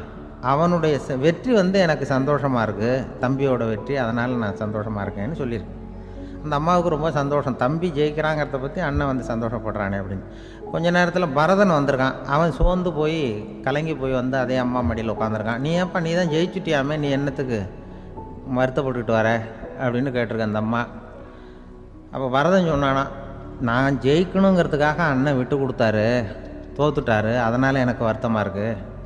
உண்மையில் அவர் தான் ஜெயிச்சிருக்க வேண்டியது, எனக்காக விட்டு கொடுத்தாரு, அதனால் நான் வருத்தப்படுறேன்னா. அப்போ அந்த அம்மா சொல்லித்தான், இப்படி தான் தம்பியினுடைய வெற்றி அண்ணனை சந்தோஷப்படுத்துது, அண்ணனுடைய தோல்வி தம்பியை வருத்தப்பட வைக்குது, இப்படி தான் இருக்கணும் அண்ணன் தம்பின்னா, அப்படி தான் குடும்பத்தில் இருக்கணும்னு சொல்லி அந்த அம்மா சொன்னதாக சொல்லுவாங்க ராமாயண கதை. அதே போல் இப்போ இதில் வரும், நபிகள் நாயகத்தினுடைய பேரர்கள், பாத்திமாவனுடைய பிள்ளைகள் 2 பேர், ஹசன் ஹுசைன் 2 பேர் நபிகள் நாயகத்தினுடைய பேரன்மார்கள். அன்னை பாத்திமாவனுடைய குழந்தைகள். ஹசனும் ஹுசைனும் பேசிக்கிறதே இல்லையா கொஞ்ச நாள். இந்த அம்மாவுக்கு அதை பார்க்குறாங்க, ஏதோ அண்ணன் தம்பிக்குள்ளே ஏதோ தகராறு போல் இருக்கு, ஏன் பேசிக்க மாட்டேங்கிறாங்க அப்படின்னு சொல்லி அந்த பிள்ளைகளை கூப்பிட்டு வச்சு அந்த அம்மா புத்தி சொல்லிச்சான். இதை பாருப்பா, நீ அண்ணன் தம்பிக்குள்ளே இது மாதிரி இருக்கக்கூடாது. உங்கள் பாட்டனார் ஒரு புத்திமதி சொல்லியிருக்காரு, உனக்கு தெரியுமா? ஒரு முஸ்லீம் இன்னொரு முஸ்லீமோடு 3 நாட்களுக்கு மேல் பேசாமல் இருந்தால் அது அவனை கொலை செய்வதற்கு ஒப்பாகும் அப்படின்னு நபிகள் நாயகம் சொல்லியிருக்கார், தெரியுமா உனக்குன்னு அந்த அம்மா சொல்லிச்சான். அப்போ அந்த தம்பிக்காரர் சொன்னாராம், ஹுசைன் சொல்லியிருக்கார், அதுவும் எனக்கு தெரியும். அதே தாத்தா பாட்டனார் என்ன சொல்லியிருக்காருன்னா, அந்த 2 பேரில் யார் முதல்ல சலாம் சொல்கிறாங்களோ, யார் முதல்ல முன்னாடி பேசுகிறாங்களோ அவங்களுக்கு சொர்க்கம் கிடைக்கும், இறைவனுடைய ஆசி கிடைக்கும்னு சொல்லியிருக்கிறார். அந்த ஆசி அண்ணனுக்கு கிடைக்கட்டுமேங்கிறதுக்காக நான் பேசாமல் இருக்கிறேன் அப்படின்னா. அந்த ராமனும் பரதனும் எப்படி இருந்தாங்களோ அப்படி தான் ஹசனும் ஹுசைனும் இருந்திருக்கிறார்கள். அந்த பாசம்தான் குடும்பத்தில் வேணும். குடும்பத்தில் அண்ணன் தம்பி எப்படி நடந்துக்கணும், அம்மா பிள்ளை எப்படி நடக்கணும் அப்படிங்கிறது தான். ஏன்னா அம்மாவுக்கு எப்போதுமே பிள்ளைங்கள் அம்மா பக்கம்தான் இருக்கும். அம்மா பிள்ளைங்க தான் அதிகம். இதில் ஒரு பெரிய நீதிபதி இருந்தார் சென்னையில், உண்மையாக நடந்தது. சென்னையில் ரொம்ப காலத்துக்கு முன்னாடி, காந்தி இருந்த காலத்தில் சென்னையில் ஒரு நீதிபதி, அவர் ஒரு நாள் கோர்ட்லாம் விட்டு ரொம்ப கஷ்டப்பட்டு ராத்திரி சும்மா போய் உடனே வீட்டுக்கு வரல, கோர்ட்டினுடைய நடவடிக்கை முடிஞ்சு வீட்டுக்கு வராமல் போய் எங்கெங்கேயோ போய் சுற்றிவிட்டு அந்த நண்பர்களோடு அப்படி உல்லாசமாக அப்படி கொண்டாடிவிட்டு நடுராத்திரிக்கு வந்திருக்கிறாரு வீட்டுக்கு 1 மணிக்கு. அப்போ அந்த வயசான அம்மா வாசல்லையே காத்துக்கிட்டு இருக்கு. உள்ளே போச்சு நீதிபதி, இன்னும் சேரலேன்னு வாசல்லே நின்றுட்டு இருந்துதான். அப்போ அது வந்த உடனே பலார்னு அரைஞ்சி விட்டாங்களாம் அந்த அம்மா. ஏன்டா அவ்வளோ தூரம் எங்கே போனேன், என்ன தான் நீதிபதியாக இருந்தாலும் அவங்களுக்கு உள்ள தானே, பலார்னு அரைஞ்சி விட்டாங்க. உடனே அவர் கலங்கி போய் அழுதாராம். மறுநாள் கேட்டிருக்காங்க அந்த பக்கத்தில் இருந்தவங்க, ஏன் நீ பெரிய நீதிபதி, பெரிய பதவியில் இருக்க, அதனால் உன்னை உங்கள் அம்மா அடிச்சிட்டாங்கன்னு அழுதியா அப்படின்னு கேட்டாங்களாம். அப்போ அவர் சொன்னாராம் நீதிபதி, இல்லை நான் இது மாதிரி எங்கள் அம்மாக்கிட்ட அடிக்கடி அடி வாங்குவேன், எப்போதும் அவங்க அடிக்கிற அடி பலமாக விழும், இப்போ அவங்க அடித்தது எனக்கு வலிக்கவே இல்லை, அந்த அளவுக்கு அவங்களுக்கு வயசாகிட்டுதே, பலம் குறைஞ்சிட்டுதேன்னு நினச்சி அழுதேன் அப்படின்னு இருக்காராம். அதுதான் புள்ள அம்மா பேரில் உள்ள பாசங்கிறது. இதே போல் நான் சொன்னது மாதிரி முன்னாடி இவர் ஒரு இறைநேச செல்வர் ஒருத்தர் இருந்தார். ஒரு அம்மா எனக்கு அப்பா தண்ணி கொடுப்பா அப்படின்ட்டு படுக்கையில் இருந்த அம்மா. இவர் ஏதோ படிச்சுக்கிட்டு இருந்தவர், ஒரு சின்ன இளைஞர், உடனே ஓடி போய் ஒரு குவளையில் தண்ணி எடுத்துகிட்டு போய் அம்மாவுக்கு முன்னாடி நிற்கிறார். முன்ன அந்த அம்மா அதுக்குள்ளே தூங்கி போச்சு. இவர் அந்த தண்ணியை வச்சுக்கிட்டு அவர் பாட்டு நிற்கிறார். விடிஞ்சு போச்சு. விடிகிற சமயத்தில் அந்த அம்மா முடிச்சு பார்க்குது, பையன் தண்ணியோட கையில் வச்சுட்டு நிற்கிறார். ஏம்மா என்னப்பா நீ ராத்திரி பூரா தண்ணியோடு நின்றுட்டு இருக்கிறியா எனக்கா அப்படின்னு. அப்பா அவர் சொன்னாராம், ஆமாம்மா ராத்திரி தண்ணி தாகமாக இருக்குன்னு கேட்டீங்க, உடனே தண்ணி கொண்டு வந்துட்டேன். ஓடி வந்து பார்க்கும்பொழுது நீங்கள் தூங்கிக்கிட்டு இருந்தீங்க, தூங்கிட்டு இருக்கும்பொழுது உங்களை எழுப்ப வேண்டாம், தூக்கத்தை கெடுக்க வேண்டாம்னு நான் நினச்சேன், அதனால் எழுப்பலை. தூக்கம் முழிக்கிற சமயத்தில் உடனே தாகமாக இருக்கும், தண்ணி குடிக்கணும்னு ஆசைப்படுவீங்க, அதனால் தண்ணியை பக்கத்துலேயே வச்சுக்கிட்டு நிற்கிறேன் அப்படின்னு அந்த இளைஞர் சொன்னாராம். அப்படியே கட்டி பிடிச்சிட்டு நீ பிற்காலத்தில் பெரிய அறிஞராக வருவேன்னு சொல்லி அந்த அம்மா வரணும்னு சொல்லி இறைவனை வேண்டாங்களாம். அவர் தான் இஸ்லாமிய மார்க்கத்தில், தீன் மார்க்கத்தில் பெரிய ஆளானது. அதாவது ஷர்புதீன் யாஹ்யான்னு ஒருத்தர், அவர் பெரிய இஸ்லாமிய பேரறிஞராக வந்தார். இப்படி அம்மா பேரில் பாசமாக உள்ளவங்களாம் இருந்தாங்க நிறையா. அப்படி அந்த குடும்பத்தில் அந்த பாசம் நேசம் எவ்வளவு இருக்கோ அவ்வளவுக்கு அவர்கள் உயர்வார்கள்ங்கிறது தான் நம்முடைய பெரிய இதெல்லாம் பெரியவங்கள்லாம் சொல்லியிருக்கிறது அதுதான். அதனால தான் அந்த கணவனுடைய பங்கு என்ன, மனைவியினுடைய பங்கு என்ன, பிள்ளைகளுடைய பங்கு என்னங்கிறத பற்றி ரொம்ப விவரமாக சொல்கிறதுக்காக தான் அதை பற்றி நாம் சிந்திக்க வேண்டிய நேரம் இதுங்கிறதுனால தான். இருக்கிற எல்லாருக்கும் வணக்கம். நான் இப்பொழுது தான் முதல் தடவையாக இந்தியாவை விட்டு வெளியில் வந்திருக்கிறேன். அதுவும் உங்கள் ஊருக்கு வந்ததில் ரொம்ப சந்தோஷம், மகிழ்ச்சி. என்னை பற்றி ரொம்ப பெருமையாக பல வார்த்தைகள்லாம் சொன்னார். அவர் அவ்வளவு பெருமையாக சொன்னதற்கு காரணம் அவ்வளவு நானே அவருக்கு எழுதி கொடுத்தது.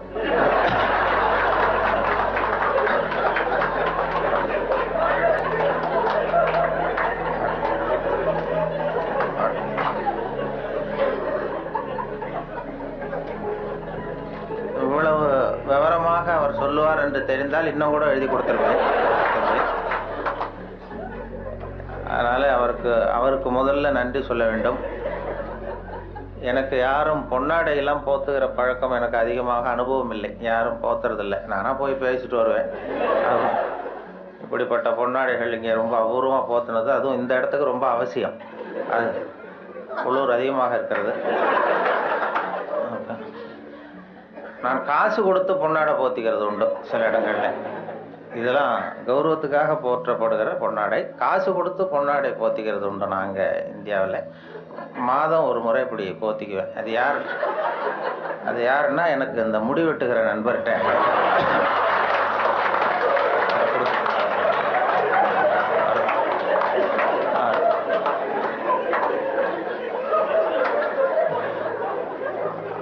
அப்படி போத்தி கொள்வது வழக்கம். அப்படிங்கிறத அவர் புரிந்து கொண்டிருப்பார்னு நினைக்கிறேன். அதுக்கு பிறகு சரி நம்ம இனிமேல் உடம்பு பூரா கடிக்கிறதுக்கு முன்னாடி வந்துடுவோம் இங்கே அப்படின்னு சொல்லி இங்கே வந்துட்டார். இங்கே தான் அவர் கடிபடாமல் இருக்கிறார். அவருடைய சிந்தனை வித்தியாசமாக நான் பார்த்து அவருடைய புத்தகத்தை எப்பொழுதுமே இது மாதிரி புத்தகம் வெளியிடுன்னா அவங்க வெளியிடுற புத்தகத்தை பரீட்சைக்கு படிக்கிறது மாதிரி படிக்கிறது. அப்போ தான் அதை பற்றி விவரமாக தெரியும்னு சொல்லி படித்து வச்சுக்குவேன். அவர் புத்தகம் அது மாதிரி ஆரம்பத்தில் சொன்னது மாதிரி செய்திகளை கவிதையாக்கி இருக்கிறார்னு சொன்னாங்களே, அது செய்திகளை கூட கவிதையாக்கலை. செய்திகள் ஏற்படுத்தின உணர்வுகளை அவர் கவிதையாக்கியிருக்கிறார். செய்தி அப்படியே கவிதையாக்கிப்பிடல. இப்போ அது மாதிரி இப்போது ஒரு இதில் எங்கேயோ ஒரு இடத்துல பவுன் கிடைக்கிது, பூமியில் காங்கோவிலேயே எங்கேயோ பொண்ணு கிடைக்கிதுன்னு மனிதர்கள் சல்லடை போட்டு அலசுகிறார்கள்னு ஒரு செய்தி. யாரோ மண்ணில் பொண்ணு கிடைக்கிது, தங்கம் இருக்குன்னதும் மனிதர்கள்லாம் போய் கும்பலாக சல்லடை போட்டு சலிச்சுக்கிட்டு இருந்தாங்களாம். இது செய்தி. இதை இவர் பார்க்கும் பொழுது நானும் சலிச்சு பார்க்குறேன், ஒரு மனுஷன் கூட கிடைக்கலையே அப்படிங்கிறார். அதான் அது அப்படியே செய்தி ஆக்கலை. இவர் அதை தன்னுடைய உணர்வு, அதாவது தமிழில் கவிதை எழுதுறதுக்கு கொடுத்து வைக்கணும் ரொம்ப. என்ன காரணம்னா, மொழியியல் அறிஞர்கள்லாம் என்ன சொல்கிறாங்கன்னா, மொழியெல்லாம் தெரிஞ்சவங்க, மற்ற மொழிகளில் கவிதை இருக்கிறது, தமிழ் கவிதையாகவே இருக்கிறது அப்படின்னு சொன்னாங்க. அப்படி கவிதையாகவே இருக்கிற ஒரு மொழியில் கவிதை எழுதுறதுக்கு நாமெல்லாம் கொடுத்து வைக்கணும். தமிழர்களாக பிறந்ததுக்கும் கொடுத்து வைக்கணும். ஏன்னா நம்மளை விட மற்றவர்கள் நிறைய தெரிந்து வைத்திருக்கிறார்கள் தமிழை. அந்த வெளிநாடு போனவங்கலாம் சொல்லியிருக்கிறாங்க. அந்த நான் நயாகரா போய் அமெரிக்காவில் நயாகரா பார்த்தவங்க போயிட்டு பார்த்துட்டு என்கிட்ட பேசும்போது சொல்லுவாங்க, அங்கே நயாகராவில் நல்வரவுன்னு தமிழ் எழுதி வச்சிருக்கிறாங்களாம். அவங்க போய் கேட்டிருக்கிறாங்க, எதுக்கு இந்த ஊரில் தமிழ் எழுதி வச்சிருக்கிறீங்களேன்னா, உலகத்திலே பெரிய அருவி இது, அதே மாதிரி உலகத்திலேயே பெரிய மொழி தமிழ், அதனால எழுதி வச்சிருக்கிறோம் அப்படின்னு சொன்னாங்க. அவங்களுக்கு தெரியுது. ஆனால் நம்ம ஊரில் இங்கிலீஷில் தான் எழுதி வைக்கிறோம் நம்ம. அது ஏன்னா அது இருக்கட்டும், இருந்துட்டு போட்டோம் அப்படின்னு. ஆனால் அப்படி எழுதினா தான் கௌரவமாக பார்க்குறாங்க. அதனால் அப்படி எழுத வேண்டியிருக்கு. வெளியூரில் அதே மாதிரி சில நாடுகளில், ஜப்பானில் ஒரு பல்கலைக்கழகத்தில் மோட்டோ, அதுதான் யாதும் ஊரே யாவரும் கேளிருங்கிறது அவங்களுடைய கொள்கையாக. அதை அப்படியே எழுதி வச்சிருக்கிறாங்களா, யாதும் ஊரே யாவரும் கேளிருங்க. அதை விட சர்வேயர்னு ஒரு விண்கலம் அனுப்புனாங்க செவ்வாய் கிரகத்துக்கு. சர்வேயர் செவ்வாய் கிரகத்தில் மனுஷன் இருப்பானா இல்லையான்னு சோதனை கண்டுபிடிக்கிறதுக்கு இங்கேருந்து அமெரிக்காவிலேருந்து நாசாவிலேருந்து விண்கலம் போச்சு. அப்போ என்னன்னா, அங்கே மனிதர்கள் நம்ம விட முன்னேறியவர்கள், நாகரிகத்தில் பெரியவங்கள்லாம் இருப்பாங்கன்னு ஒரு சந்தேகம் அவங்களுக்கு. அப்படி இருந்தால் அவங்க எந்த மொழியில் பேசுவாங்க, அவங்களுக்கு எந்த மொழி புரிஞ்சிருக்கும் அப்படிங்கிறது ஒரு யூகத்தில் சில பதிவு செய்யப்பட்ட பேச்சுக்களை இங்கேருந்து அனுப்பலாம். இதில் ஏதாவது ஒரு மொழி புரிஞ்சுக்கிட்டு அவன் ஏதாவது பதில் சிக்னல் வரும். அங்கே இருக்கிறவங்க நம்ம விட மேலே முன்னேறியவர்களாக இருப்பாங்கன்னு சொல்லி அப்படி சர்வேயரில் இங்கேருந்து விஞ்ஞானிகள், நாசா விஞ்ஞானிகள் பதிவு செய்த அனுப்பிய மொழிகளில் தமிழும் ஒன்று. ஏன்னா இது புரிந்தவர்கள் அங்கே யாராவது இருப்பாங்கன்னு அவங்களே எதிர்பார்த்தாங்க. ஏன்னா அவ்வளோ பழமையான மொழிங்கிறதுனால. அதே மாதிரி இயேசுவனுடைய வழிபாட்டு கொள்கைகள், 10 கட்டளைகள் அந்த ஒலிவ மலையில் 10 மொழிகளில் கல்வெட்டு மலையில் பொறிக்கப்பட்டிருக்கு. அதில் தமிழ் மொழியிலும் பொறித்திருக்கிறார்கள். இப்படிலாம் கேள்விப்படும்பொழுது அது பொறிக்க வேண்டிய இடத்துல நம்ம ஊரில் பொறிக்கலையேங்கிறது தான் கவலை. அப்படி நிறைய கேள்விப்படுகிறோம் அதை பற்றி. அப்படிப்பட்ட தமிழில் கவிதை எழுதுகிறதுக்கு அவர் கொடுத்து வச்சிருக்காரு. அவருக்கும் அதை அவங்க அம்மையார் சொன்னாங்க, அவங்க எல்லாருடைய வெற்றிக்கும் ஒரு காரணம் பின்னாடி ஒரு பெண்மணி தான் பின்னாடி இருப்பாங்கன்னா அவருடைய வெற்றிக்கு அவருடைய மனைவி தான் காரணம் அப்படின்னு சொன்னாங்க. அது வாஸ்தவம் தான். நான் என்னுடைய வெற்றிக்கு கூட என்னுடைய மனைவி தான் காரணம். ஏன்னா நான் முக்கியமான விஷயம் எழுதும் பொழுதெல்லாம் அவங்க பிறந்த வீட்டுக்கு போயிடுவாங்க. ஏதோ ஒரு வகையில் எப்படியோ ஒரு வகையில் உதவி பண்ணுறது தானே, அது ஒரு உதவி தான். செய்யாமல் செய்கிற உதவி. அதனால் அவர்களை இந்த நிலைமையிலும் நான் ரொம்ப நன்றியோடு நினைத்து கொள்ளுகிறேன். நான் 2 நண்பர்கள் நாங்கள் ஊர் சுற்றி பார்க்கறதுக்காக வந்தோம். உங்கள் ஊர் அழகை பார்க்கறதுக்காக வந்தவர்கள். அதே நேரத்தில் இப்படி ஒரு வாய்ப்பு அன்பழகன் அவர்களையும் சந்திக்கிற வழக்கு. அவரும் ரொம்ப அழகானவருங்கிறது அப்புறம் தான் தெரிஞ்சது. ஊர் மட்டும் இல்லை, அவரும். அதில் என்ன பொறாமைன்னா அவருக்கும் 60 வயசு, எனக்கும் 60 வயசு. என்னன்னா யாரும் அதனால் நான் வரும்பொழுது அவர் பக்கத்தில் உட்காந்துடக்கூடாதுன்னு நினச்சிக்கிட்டே வந்தேன். ஏன்னா அவர் பக்கத்தில் நான் உட்காந்தா எனக்கு ரொம்ப வயசானது மாதிரி தெரியுது. நல்ல வேலையாக என்னை தனியாக கொண்டு போய் அங்கே உட்கார வச்சது ரொம்ப மகிழ்ச்சி. அவர் நேற்று வரும்பொழுதே நானும் நண்பர்கள் 2 பேரோடு வந்தேன். இப்போ பொறியாளர் ஞானசுந்தரம் அவர்கள், தமிழகத்தினுடைய தலைமை பொறியாளராக இருந்து ஓய்வு பெற்ற வீரபத்திரன் என்கிற அண்ணாச்சி, அவர் வந்திருக்கிறார். 3 பேர் வந்தோம். அவர்கிட்ட அதான் கேட்டேன், என்னாச்சு இவருக்கு 60 வயசுன்னா நம்ப முடியலையே அப்படின்னு சொல்லி நாங்கள் பேசிக்கிட்டோம். அவர் பார்த்ததும் இருக்கும் அண்ணாச்சி, அது நம்மளை ஒப்பிட்டு பார்க்காதீங்க, அது அவர் இப்படித்தான் பாருங்க, நம்மளை கம்பேர் பண்ணி பார்த்தா சந்தேகமாக தான் இருக்கு, அதை பார்க்க வேண்டாம்னு சொன்னார். அப்புறம் இன்னைக்கு பார்த்தோம் இன்னும் ஒரு 5 குறைஞ்சிட்டுது வயசு அப்படின்னு. நேற்று பார்த்ததை விட இன்னும் ஒரு 5 வயசு குறைஞ்சிட்டுதே அப்படிங்கிறது மாதிரி பேசிக்கிட்டோம் நாங்கள். அது ரொம்ப அபூர்வம், அழகாக. அதை மனசு சுத்தமாக விட்டு அழகாக இருந்தால் தான் முகம் அழகாக இருக்கும். அது உள்ளத்தில் இருக்கிறது தான் மனசில் வரும். அந்த தெளிவான சிந்தனை, அந்த சிரிப்பு அவர் பார்த்தார். ஏன்னா வயசு குறையறதுக்கு எனக்கு சந்தேகம், எப்படி இவர் குறைஞ்சிது நேற்றை விடனா. வயசு குறையறதுக்கு இது வரைக்கும் யாரும் மாத்திரை கண்டுபிடிக்கல, மாத்திரை கத்திர சாப்பிடுவாரோ அப்படின்னாரு. இன்றைக்கு முக்கியமான தகவல் நான் தாமதமாக வந்தது தான். இருந்தாலும் இந்த இன்று ஒரு தகவல் என்கிற நிகழ்ச்சி வானொலியில் 14 ஆண்டுகள் சென்னை வானொலியில் ஒலிபரப்பானது, இடைவிடாமல் நாள்தோறும் 14 ஆண்டுகள் தொடர்ந்து ஒலிபரப்பானதுக்கு காரணம் என்னை வேறு எந்த நிலையத்துக்கும் மாற்றாமல் இருந்தது தான் காரணம். அது தினம் காலையில் ஒரு 5 நிமிஷங்களுக்கு சொன்னோம். அது தொடங்கியதே ஒரு வேடிக்கையான விஷயம். நான் கேன்டீனில் வந்து சாப்பிட்டுக்கிட்டு இருக்கும்பொழுது சக ஊழியர்கள்ட்ட பேசிக்கிட்டு இருந்தேன். நீங்கள் இனிமேல் வந்து ரேடியோவில் ரொம்ப சிரமப்பட்டு நிகழ்ச்சிகள் தயார் பண்ண வேண்டாம், ஏன்னா தொலைக்காட்சி வந்து விட்டது, அதனால் எல்லோரும் அதை தான் பார்க்க போகிறாங்க, நாம் ஒன்றும் அதிகமாக சிரமப்பட வேண்டியதில்லைன்னு சொல்லிகிட்டு இருந்த வேடிக்கையாக. இது எங்களுடைய இயக்குனர் காதுக்கு போயிட்டுது. உடனே அவர் கூப்பிட்டு இது மாதிரி பேசிக்கிட்டு இருந்தியாமேன்னாரு. ஆமாம் சார்ண்ணே, நாளையிலேருந்து உனக்கு 5 நிமிஷம் காலையில் ஒரு நேரத்தை ஒதுக்கி தர்றோம், ஜனங்களுக்கு உபயோகமான விஷயத்தை சொல்லு அப்படின்னு சொல்லி என்கிட்ட ஒதுக்கி கொடுத்தார். இந்த தவளை தன் வாயால் கேடும்னு சொல்கிறாங்கல்ல, அது மாதிரி அந்த கேண்டீனில் பேச போய் அவரை சொன்னேன். அவர் ஆரம்பிக்கும் பொழுதே இன்று ஒரு தகவல்னு ஆரம்பிக்கலாம், தினம் ஒரு 5 நிமிஷம் பேசினார். சார், இது நான் ஏற்கனவே விவசாய ஒலிபரப்பினுடைய பொறுப்பாளராக இருக்கிறேன், விவசாய நிகழ்ச்சிகளுடைய ஒலிபரப்பு பொறுப்பாளர். அதையும் பார்த்துக்கிட்டு இன்று ஒரு தகவலையும் சொல்கிறதுங்கிறது சிரமமாக இருக்கும். அதனால் ஒரு வாரம் ஒரு நேரம்னு வைத்துக்கொள்ளலாம்னு சொன்னேன், வாரத்துக்கு ஒரு நிகழ்ச்சியாக. இல்லை நீயே சொல்ல வேண்டாம், தொடர்ந்து 1 மாதம் சொன்னால் போதும், அடுத்த மாதத்துக்கு வேறொரு பொறுப்பாளரை நியமிச்சுடலாம் அப்படின்னு சொல்லி தான் அவர் என்கிட்ட அந்த பொறுப்பை படித்தார். 1988 ஜூலை 1 தேதி இதை தொடங்கணும். ஜூலை 30 இந்த கடைசி நேரத்தில் போய் இயக்குனர்கிட்ட சொன்னேன், என்னுடைய கடமை முடிஞ்சது, வேறு அடுத்தவர் ஏற்பாடு பண்ணுங்கன்னு சொல்லி. அப்போ ஐயோ அதை நான் மறந்துட்டேன், திடீர்னு இப்போ இன்றைக்கி நாளைக்கு வேறு ஒருத்தட்ட ஒப்படைச்சோம்னா அவர் சிரமப்படுவார், அதனால் இந்த ஆகஸ்ட் மாதமும் நீயே சொல்லிட்டு வா, செப்டம்பரில் மாற்றிக்கலாம்னு சொல்லி சொன்னார்.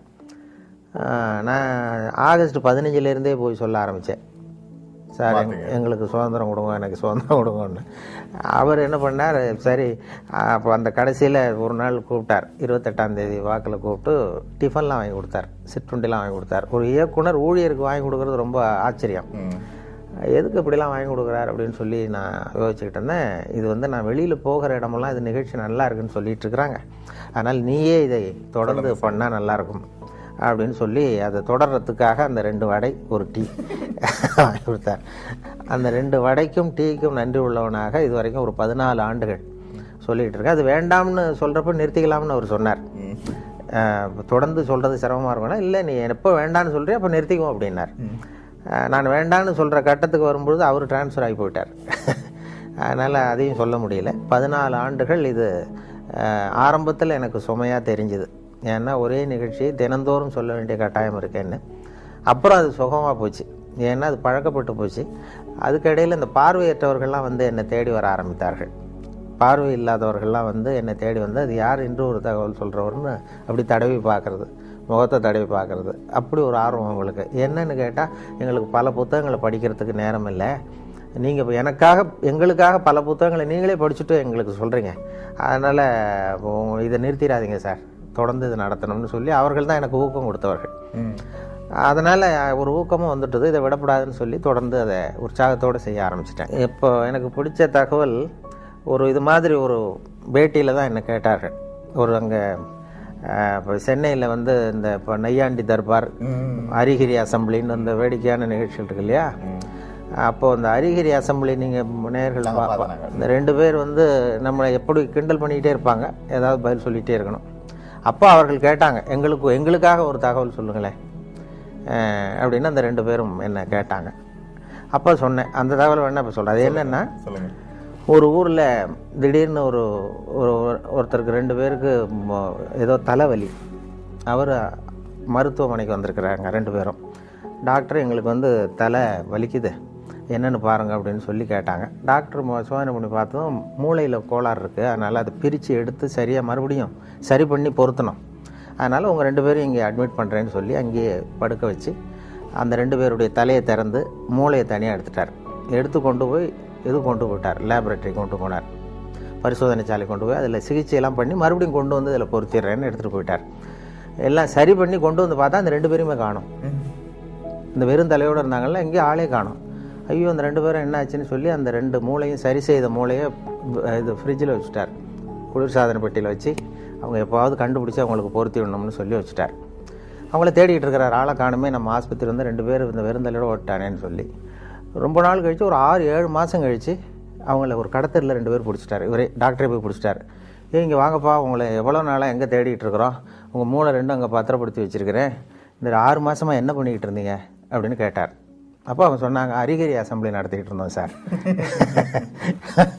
அப்படின்னு சொன்னாங்கன்னு சொன்னேன். அதோட நிகழ்ச்சியை முடிச்சுக்கிட்டாங்க அவங்க. மறுபடியும் என்ன கேள்வி கேட்கல. இல்லை, அது மனப்பாடம் எனக்கு படிக்கிற காலத்துலேருந்தே சரியாக வராது, அதனால தான் பல முறை ஃபெயிலாக இருக்கிறேன் தேர்வில். இது இப்போ வானொலி சாதனம் எனக்கு ரொம்ப பொருத்தமாக இருந்தது. எழுதி வச்சுக்கிட்டு தான் படிக்கிறது வழக்கம். எழுதுறது அப்படியே படிக்கிறது இல்லை, வரிக்கு வரி, கொஞ்சம் அந்த பேச்சு வழக்குக்கு மாற்றிக்கிறது வழக்கம். அதனால் வானொலி வந்து எனக்கு அதுதான் என்னுடைய பலமாக இருந்தது. ரொம்ப காலம் வரைக்கும், ஒரு 7-8 வருஷம் இன்று ஒரு தகவல் சொல்லுகிற வரைக்கும் என்னுடைய முகம் வெளியில் தெரியாது, இப்போ தெரியாது, யார் சொல்கிறாங்கங்கிறது தெரியாது. அதனால் இப்போ பேருந்துகள்லேயும் யாராவது இதை பற்றி பேசிக்கிட்டு போகிறத நான் காதில் கேட்டிருக்கிறேன். அப்படி அதனால் எனக்கு முகம் தெரியாத வரைக்கும் எனக்கு கொஞ்சம் பலமாக இருந்தது. தினசரி இப்போ எங்கள் வானொலி நிலையத்தில், சென்னை வானொலிக்கு யாராவது ஒரு 10 பேராவது வருவார்கள் தேடி அந்த அங்கே உள்ள இது சுற்றுலா வர்றவங்க வானொலி நிலையத்துக்கும் வருவார்கள். அப்படி வரும்பொழுது இந்த இன்று ஒரு தகவல் சொல்கிறவர் யார், அவர் முகத்தை பார்க்கணும்னு வருவாங்க. அப்படி தினம் 10 பேராவது வந்து முகத்தை பார்க்கணும்னு சொல்லி பார்த்துட்டு போகிறது உண்டு. அதில் என்ன ஒரு அதிசயம்னா, ஒரு தடவை வர்றவங்க அடுத்த தடவை வர்றதில்லை. அதனால் அது ஒரு என்னுடைய யாராவது திரும்பி வருவாங்களான்னு பார்க்குறது உண்டு, வர்றதில்லை. அதனால் நமக்கு முகத்தை காட்டாமல் இருக்கிற வரைக்கும் தான் மரியாதை அப்படிங்கிறது மாதிரி வச்சுருந்தேன். அவசியமாக என்ன ஆகிட்டுன்னா, ஒரு கட்டத்தில் ஒரு கட்டாயமாக சில தொலைக்காட்சிகள் வர வேண்டிய சூழ்நிலை வந்தது. அதுக்கு பிறகு என்னை தேடி வருகிறவர்களுடைய எண்ணிக்கையும் குறைஞ்சிட்டது. அதாவது நானே இளம் வயதில் மயில்வாகனனுடைய ரசிகன். மயில்வாகனம்ங்கிற அவர் அந்த இலங்கை வானொலி தான் கேட்டுக்கிட்டு இருப்போம், அறிவிப்பாளரை கேட்டுக்கிட்டு இருப்போம். நான் சின்ன பையனாக இருக்கும் பொழுது வானொலியில் தினம் அதை வச்சு, அப்போ பெரிய பெட்டி, இப்படி சின்ன பெட்டிலாம் இருக்காது. எங்கள் வீட்டுக்கு தான், எங்கள் கிராமத்துக்கே முதல் தடவையாக அந்த வானொலி பெட்டி வந்தது. அதை ரொம்ப பத்திரமா ஒரு அறையில் பூட்டி வச்சு அதுக்கு ஒரு பூட்டு போட்டு தினம் மாலையில் கேட்போம். இலங்கை வானொலி தான் கேட்குறது. அப்போ மயில்வாகனுடைய குரல் எங்களுக்கு இளைஞர்களுக்கு நிறைய பேருக்கு பிடித்தம். நாங்கள் நேயர் இருக்க விருப்பம்லாம் எழுதி போடுவோம், எங்களுக்கு பிடித்த பாடல்களை ஒளிபரப்புங்கள்னு சொல்லி அதெல்லாம் எழுதி போட்டிருக்கிறது உண்டு. அவர்கள் சொல்கிறது அதில் அதுதான் இப்போ ஒலிபரப்புக்கு ஒரு ஒலிபரப்பு எப்படி இருக்கணுமோ அப்படி இருந்தது இலங்கை வானொலிங்கிறது தான் உண்மை. இந்திய வானொலியில் கொஞ்சம் அந்த செயற்கைத்தனங்கள் அதிகம் அது இருந்தது. அப்புறம் இப்போ காலப்போக்கில் இப்போ நாங்கள் மாற்றிட்டோம், ரொம்ப இயல்பாக பேசுகிற பழக்கத்துக்கு வந்துட்டோம். அதனால் இலங்கை அறிவிப்பாளர்கள் எனக்கு இப்போ நேரடி பரிச்சயம் BH அப்துல் ஹமீது என்னை நேரடியாக சந்திக்க வைத்தார்கள் ஒரு தொலைக்காட்சி நிகழ்ச்சிக்கு. முதல் மரியாதைன்னு ஒரு நிகழ்ச்சி தொடங்கி அந்த இந்திய தொலைக்காட்சியில் என்னையும் BH அப்துல் ஹமீதையும் சந்தித்து 1 மணி நேர நிகழ்ச்சி 2 பேரையும் உரையாட வைத்து எடுத்தார்கள். அப்போது இது போன்ற கருத்துக்களை பரிமாறிக்கிட்டோம். அதனால் இலங்கை வானொலி அறிவிப்புங்கிறது ரொம்ப இயல்பானதுங்கிறது உண்மை. இப்போ எங்களுக்கு என்னென்னா அந்த இப்போ வானொலியில் 3 விதமாக குரலை பயன்படுத்த சொல்லி பயிற்சி கொடுத்துருக்கிறார்கள். வானொலியில் குரலை மட்டுமே உபயோகப்படுத்துகிறவர்கள் 3 விதமாக பண்ணலாம்னு சொல்லி, அதாவது ஒன்று அறிவிப்பு, விவரிப்பு, நடிப்புன்னு சொல்கிறது. அனௌன்ஸ்மெண்ட், ஆக்டிங், நடுவில் நேரேஷன் அப்படின்னு சொல்லி பிரித்து கொடுத்துருக்குறாங்க. அறிவிப்புன்னு வரும்பொழுது ஒன்றை அறிவிக்கும் பொழுது என்னுடைய அபிப்பிராயம் என்னங்கிறது தெரியக்கூடாது. ஒரு அறிவிப்பாளருடைய தகப்பனார் அமைச்சர்னு வைங்களேன், அந்த அமைச்சர் அன்று காலையில் கொல்லப்பட்டிருக்கிறார்னு வச்சுக்கோங்க, சுட்டு கொல்லப்பட்டார். அந்த செய்தியை அந்த அமைச்சருடைய மகன் அறிவிப்பாளராக இருந்து வாசிக்கிறார். அவர் அழக்கூடாது. அதாவது சுட்டு கொல்லப்பட்டு தன்னுடைய தந்தைங்கிற உணர்வு ஒரு முகத்தில் தெரியக்கூடாது. அந்த அறிவிப்பில் தன்னுடைய ஈடுபாடு, தன்னுடைய அபிப்பிராயம், அல்லது 2 நாடுகளுக்கு இடையே போர், அதில் அதை பற்றி அறிவிக்கிறோம், நாம் எந்த நாட்டுக்கு சார்போ அல்லது அதுக்கு ஆதரவாளனா இல்லையா அப்படிங்கிறது தெரியக்கூடாது. இப்போது பீகாரில் வெள்ளம்னு படிக்கிறோம், வெள்ளம் வந்துட்டுதேங்கிறது நம்ம அழுதுகிட்டே படிக்கக்கூடாது. விவசாய அறிவிப்பில் ஒரு பூச்சி விழுந்துட்டுது, அந்த பூச்சிக்கு பாதிப்பு அதிகமாக இருக்குங்கிறதுனால நம்ம சோகத்தை காட்டக்கூடாது. இது அறிவிப்பில் உள்ளது. நடிப்பில் நானாக இருக்கிறது இல்லை, கம்ப்ளீட்டாக நான் வீரபாண்டிய கட்டபொம்மன்னா அது கட்டபொம்மனாகவே மாறிடுறோம். இது 2க்கும் இடைப்பட்டது விவரிப்புங்கிற இதில் கொண்டு வராங்க. விவரிப்பு என்னென்னா இப்போ கிரிக்கெட் கமெண்ட்ரி, அப்போ லேசாக உற்சாகத்தை காட்டலாம் ஒரு உற்சாகமான நேரங்களில், அல்லது ஒரு பெரிய தலைவர் இறந்துட்டார், அதுக்கு நேர்முக வர்ணனை கொடுக்குறோம். இப்போ நான் எம்ஜிஆர் இறந்த பொழுது நான் நேரடி வர்ணனை கொடுத்தேன். அந்த கடைசியாக அந்த அடக்கம் பண்ணுகிற இடத்துல நான் இருந்தேன். அது மாதிரி வர்ணனை கொடுக்கும் பொழுது கொஞ்சம் அந்த சோகமும் இழைய விடணும், அதில் நம்முடைய உணர்வையும் காட்டணும் இல்லையா. சுத்தமாக அறிவிப்பு மாதிரி எனக்கு அதுக்கு சம்பந்தம் இல்லைங்கிறது மாதிரி இருக்கக்கூடாது. அதனால் 3 வகையாக பிரித்து இந்த குரலை வெளிப்படுத்தும்படியாக எங்களுக்கு பயிற்சி கொடுத்தார்கள். அதனுடைய விளைவு தான் என்னென்னா, பல இடங்களில் நாங்கள் எங்களுக்கு சம்மந்தம் இல்லாத மாதிரியே சொல்ல ஆரம்பித்தோம். அதுதான் நீங்கள் கேட்ட கேள்வி. அதனால் இப்போ இலங்கை வானொலியில் அப்படி இல்லை, அந்த இது மாதிரியான பிரிவில் உற்சாகமாக நீங்கள் என்ன நினைக்கிறீர்களோ உற்சாகமாக சொல்லலாம். அதுதான் கேட்பதற்கும் சுவாரஸ்யமாக இருக்கும்.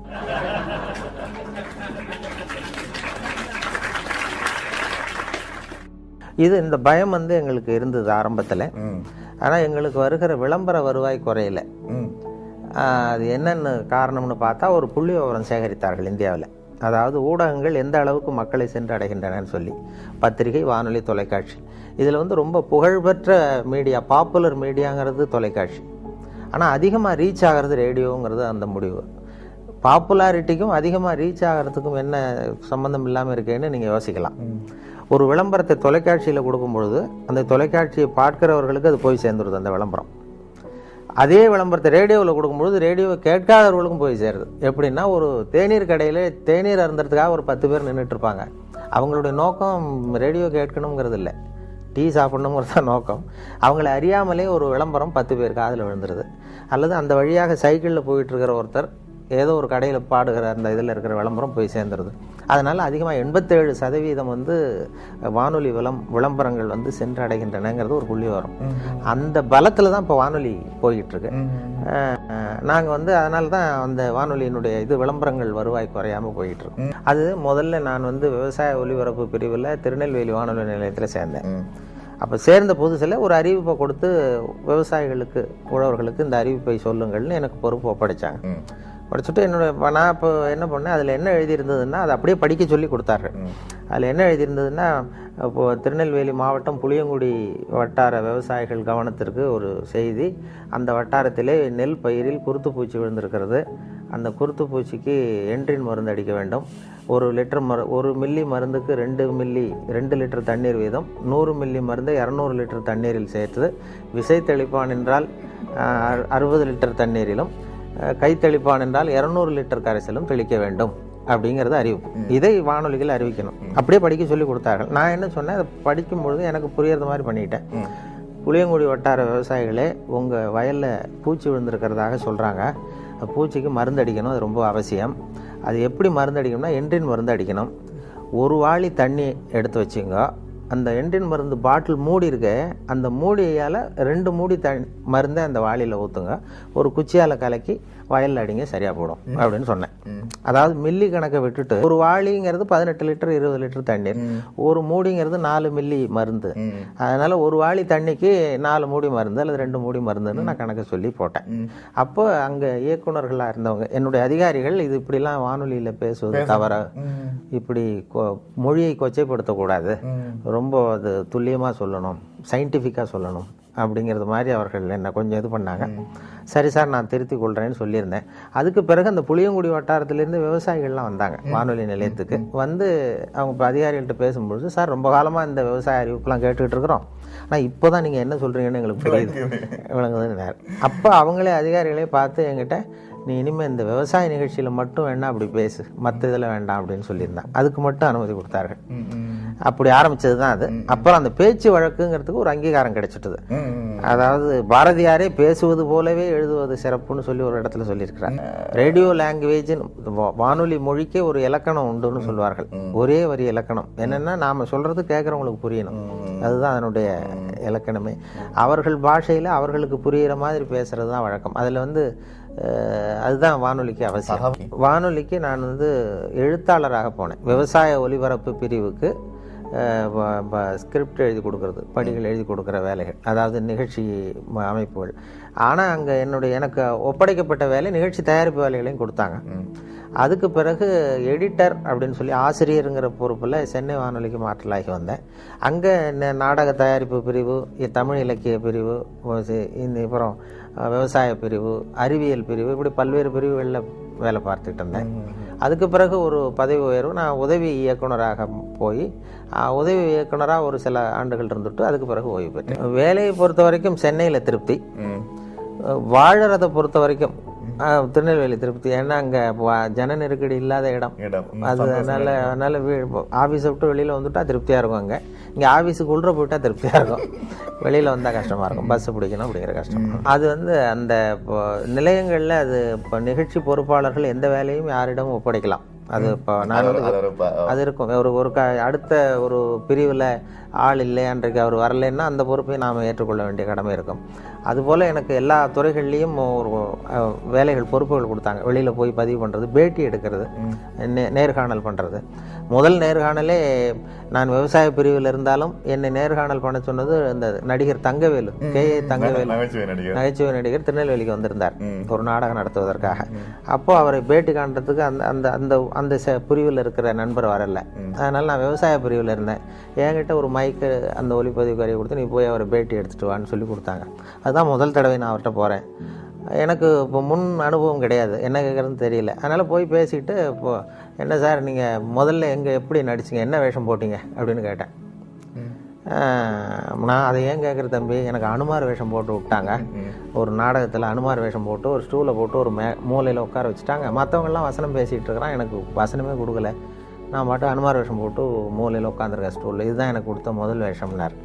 நான் சொன்னேன், அப்படின்னா ரொம்ப கஷ்டப்பட்டு நடிச்சிருப்பீங்க போல் இருக்கே சார், சிரமப்பட்டுன்னு. அதில் என்ன சிரமம் தம்பி, அதான் வசனம் கிடையாது, அனுமார் வேஷம் சும்மா உட்காந்துருக்கிறது தானேன்னார். இல்லைங்க, அனுமார் வேஷம் போட்டுவிட்டு சும்மா உட்காந்துருக்கிறது கஷ்டம் இல்லையாங்க. அப்போ சிரிச்சார். நான் என்ன மாதிரியே பேசுகிறேன் நீ அப்படின்னார். அப்போ எனக்கு உற்சாகமாக இருந்தது அந்த முதல் நேர்காணலே. என்ன மாதிரியே பேசுகிறேன்னார். அதனுடைய விளைவு என்னென்னா, அவருடைய கடைசி படத்துக்கு நான் தான் குரல் கொடுக்க வேண்டிய கட்டாயம். அவர் மாதிரியே பேச வேண்டிய ஒரு நிலைமை. பெரிய மருதுன்னு ஒரு சினிமா படத்தில் அவர் நடிச்சுட்டு இறந்துட்டார். அப்போ அவருடைய குரலுக்கு கொடுக்கணும்னு சொல்லி என்னதான் அழைச்சிட்டு போய் அவருக்கு குரல் கொடுத்தேன். அவர் ஆரம்பத்தில் என்னை மாதிரியே பேசுகிறேன்னு சொன்னதும், அவரை மாதிரியே பேச வேண்டிய ஒரு சந்தர்ப்பம் கடைசியில் கிடைச்சதும் ஒரு பெரிய எதிர்பாராத ஒரு ஒற்றுமை. அவர் கலந்து கொண்ட கடைசி நிகழ்ச்சி கூட என்னுடைய மகளுடைய திருமணம் தான். மேடை பேச்சு ரொம்ப ஒரு அசௌகரியமான நிலை தான். இப்போ எனக்கு நான் ரேடியோவில் தான் பேசி பழக்கமே தவிர மேடையில் அனுபவம் இல்லை. ஆனால் ரேடியோவில் பேசுகிறதுனால இவர் மேடையிலையும் பேசுவார் போல் இருக்குன்னு சொல்லி கட்டாயப்படுத்தி கொண்டு போய் மேடை ஏற்றி விட்டாங்க. அதனுடைய விளைவு தான் அப்படி பேசிட்டு இருக்கிறது. மேடையில் இப்போ ரொம்ப நேரம் பேசுகிறவர்கள்லாம் குறைச்சல். முன்னாடிலாம் மணிக்கணக்கில் பேசிக்கிட்டு இருந்தால் பொறுமையாக கேட்பாங்க. இப்போ எல்லாமே சுருக்கமாக முடியணுங்கிறது மாதிரி. இன்று ஒரு தகவலே கொஞ்சம் புகழ்பெற்றது காரணம் சுருக்கமாக முடிகிறதும் ஒரு காரணம். 5 நிமிஷங்களில் முடிச்சுக்கிறோம். அதே தினம் 1 மணி நேரம் இன்று ஒரு தகவல் சொல்கிறேன் அப்படின்னு ஆரம்பிக்கிறதா வச்சுக்குவோம், பொறுமையாக கேட்க மாட்டாங்க. அதனால் மேடை பேச்சுங்கிறது இப்போ ரொம்ப நேரம் பொறுமையாக உட்கார்ந்துருக்கிற மனோபாவம் இல்லை. அதனால தான் வேடிக்கையாக கூட சொல்லுவாங்க, ஒரு மேடை பேச்சாளர் ரொம்ப நேரம் பேசிகிட்டு இருந்துட்டு ரொம்ப சார் மன்னிச்சிங்க சார், நான் கடிகாரத்தை கூட பார்க்க மறந்துட்டேன்ருக்கார். கேட்டுக்கிட்டு இருந்தவர் சொன்னாராம், ஏன் கடிகாரத்தை தான் பார்க்க மறந்தேன், பின்னாடி மாட்டிருக்கிற கேலண்டரையாவது பார்க்கக்கூடாதா அப்படின்னாராம். அப்படின்னா வாரக்கணக்கில் பேசிகிட்டு இருக்கிறான்னு அர்த்தம். அப்படி அந்த பொறுமை இழந்த எல்லாம் அவசர யுகம். அதனால் எதையும் சுருக்கமாக தெளிவாக சொல்லுவது முக்கியங்கிற நிலைமை வந்துட்டுது. அதனால் மேடை பேச்சுக்கு வரவேற்பு இருக்குது தமிழகத்திலையும். சரி, அதிக நேரம் காத்துக்கிட்டு இருக்கிறதுக்கு மக்கள் தயாராக இல்லை. அரசியல் இல்லை, இளம் வயதில் எனக்கு அந்த சில பொது உடைமை கட்சிகள் ஈடுபாடு இருந்தது மாணவ பருவத்தில். அதன் பிறகு இதுவரைக்கும் எந்த கட்சியிலுமே இதுவரைக்கும் ஈடுபட்டதில்லை. நான் கொஞ்ச காலம் படித்து முடிச்சுட்டு விவசாய அதிகாரியாக 3 வருஷம் இருந்தேன். அதுக்கு பிறகு உள்ளூர் பஞ்சாயத்து போர்டு பிரசிடெண்ட்டாக இருந்தேன். ஊராட்சி மன்ற தலைவராக 7 வருஷம் இருந்தேன். 1970லேருந்து 77 வரைக்கும். அப்போ எலெக்ஷனில் நின்றேன், உள்ளூரில் கட்சி சார்பு இல்லாமல் நின்று உள்ளாட்சி மன்ற தலைவராக இருந்தேன். அப்போ சில அரசியல் கட்சிகள்லாம் வாங்க அப்படின்னு சொல்லி இப்போ இந்த எம்ஜிஆர் அப்போ தான்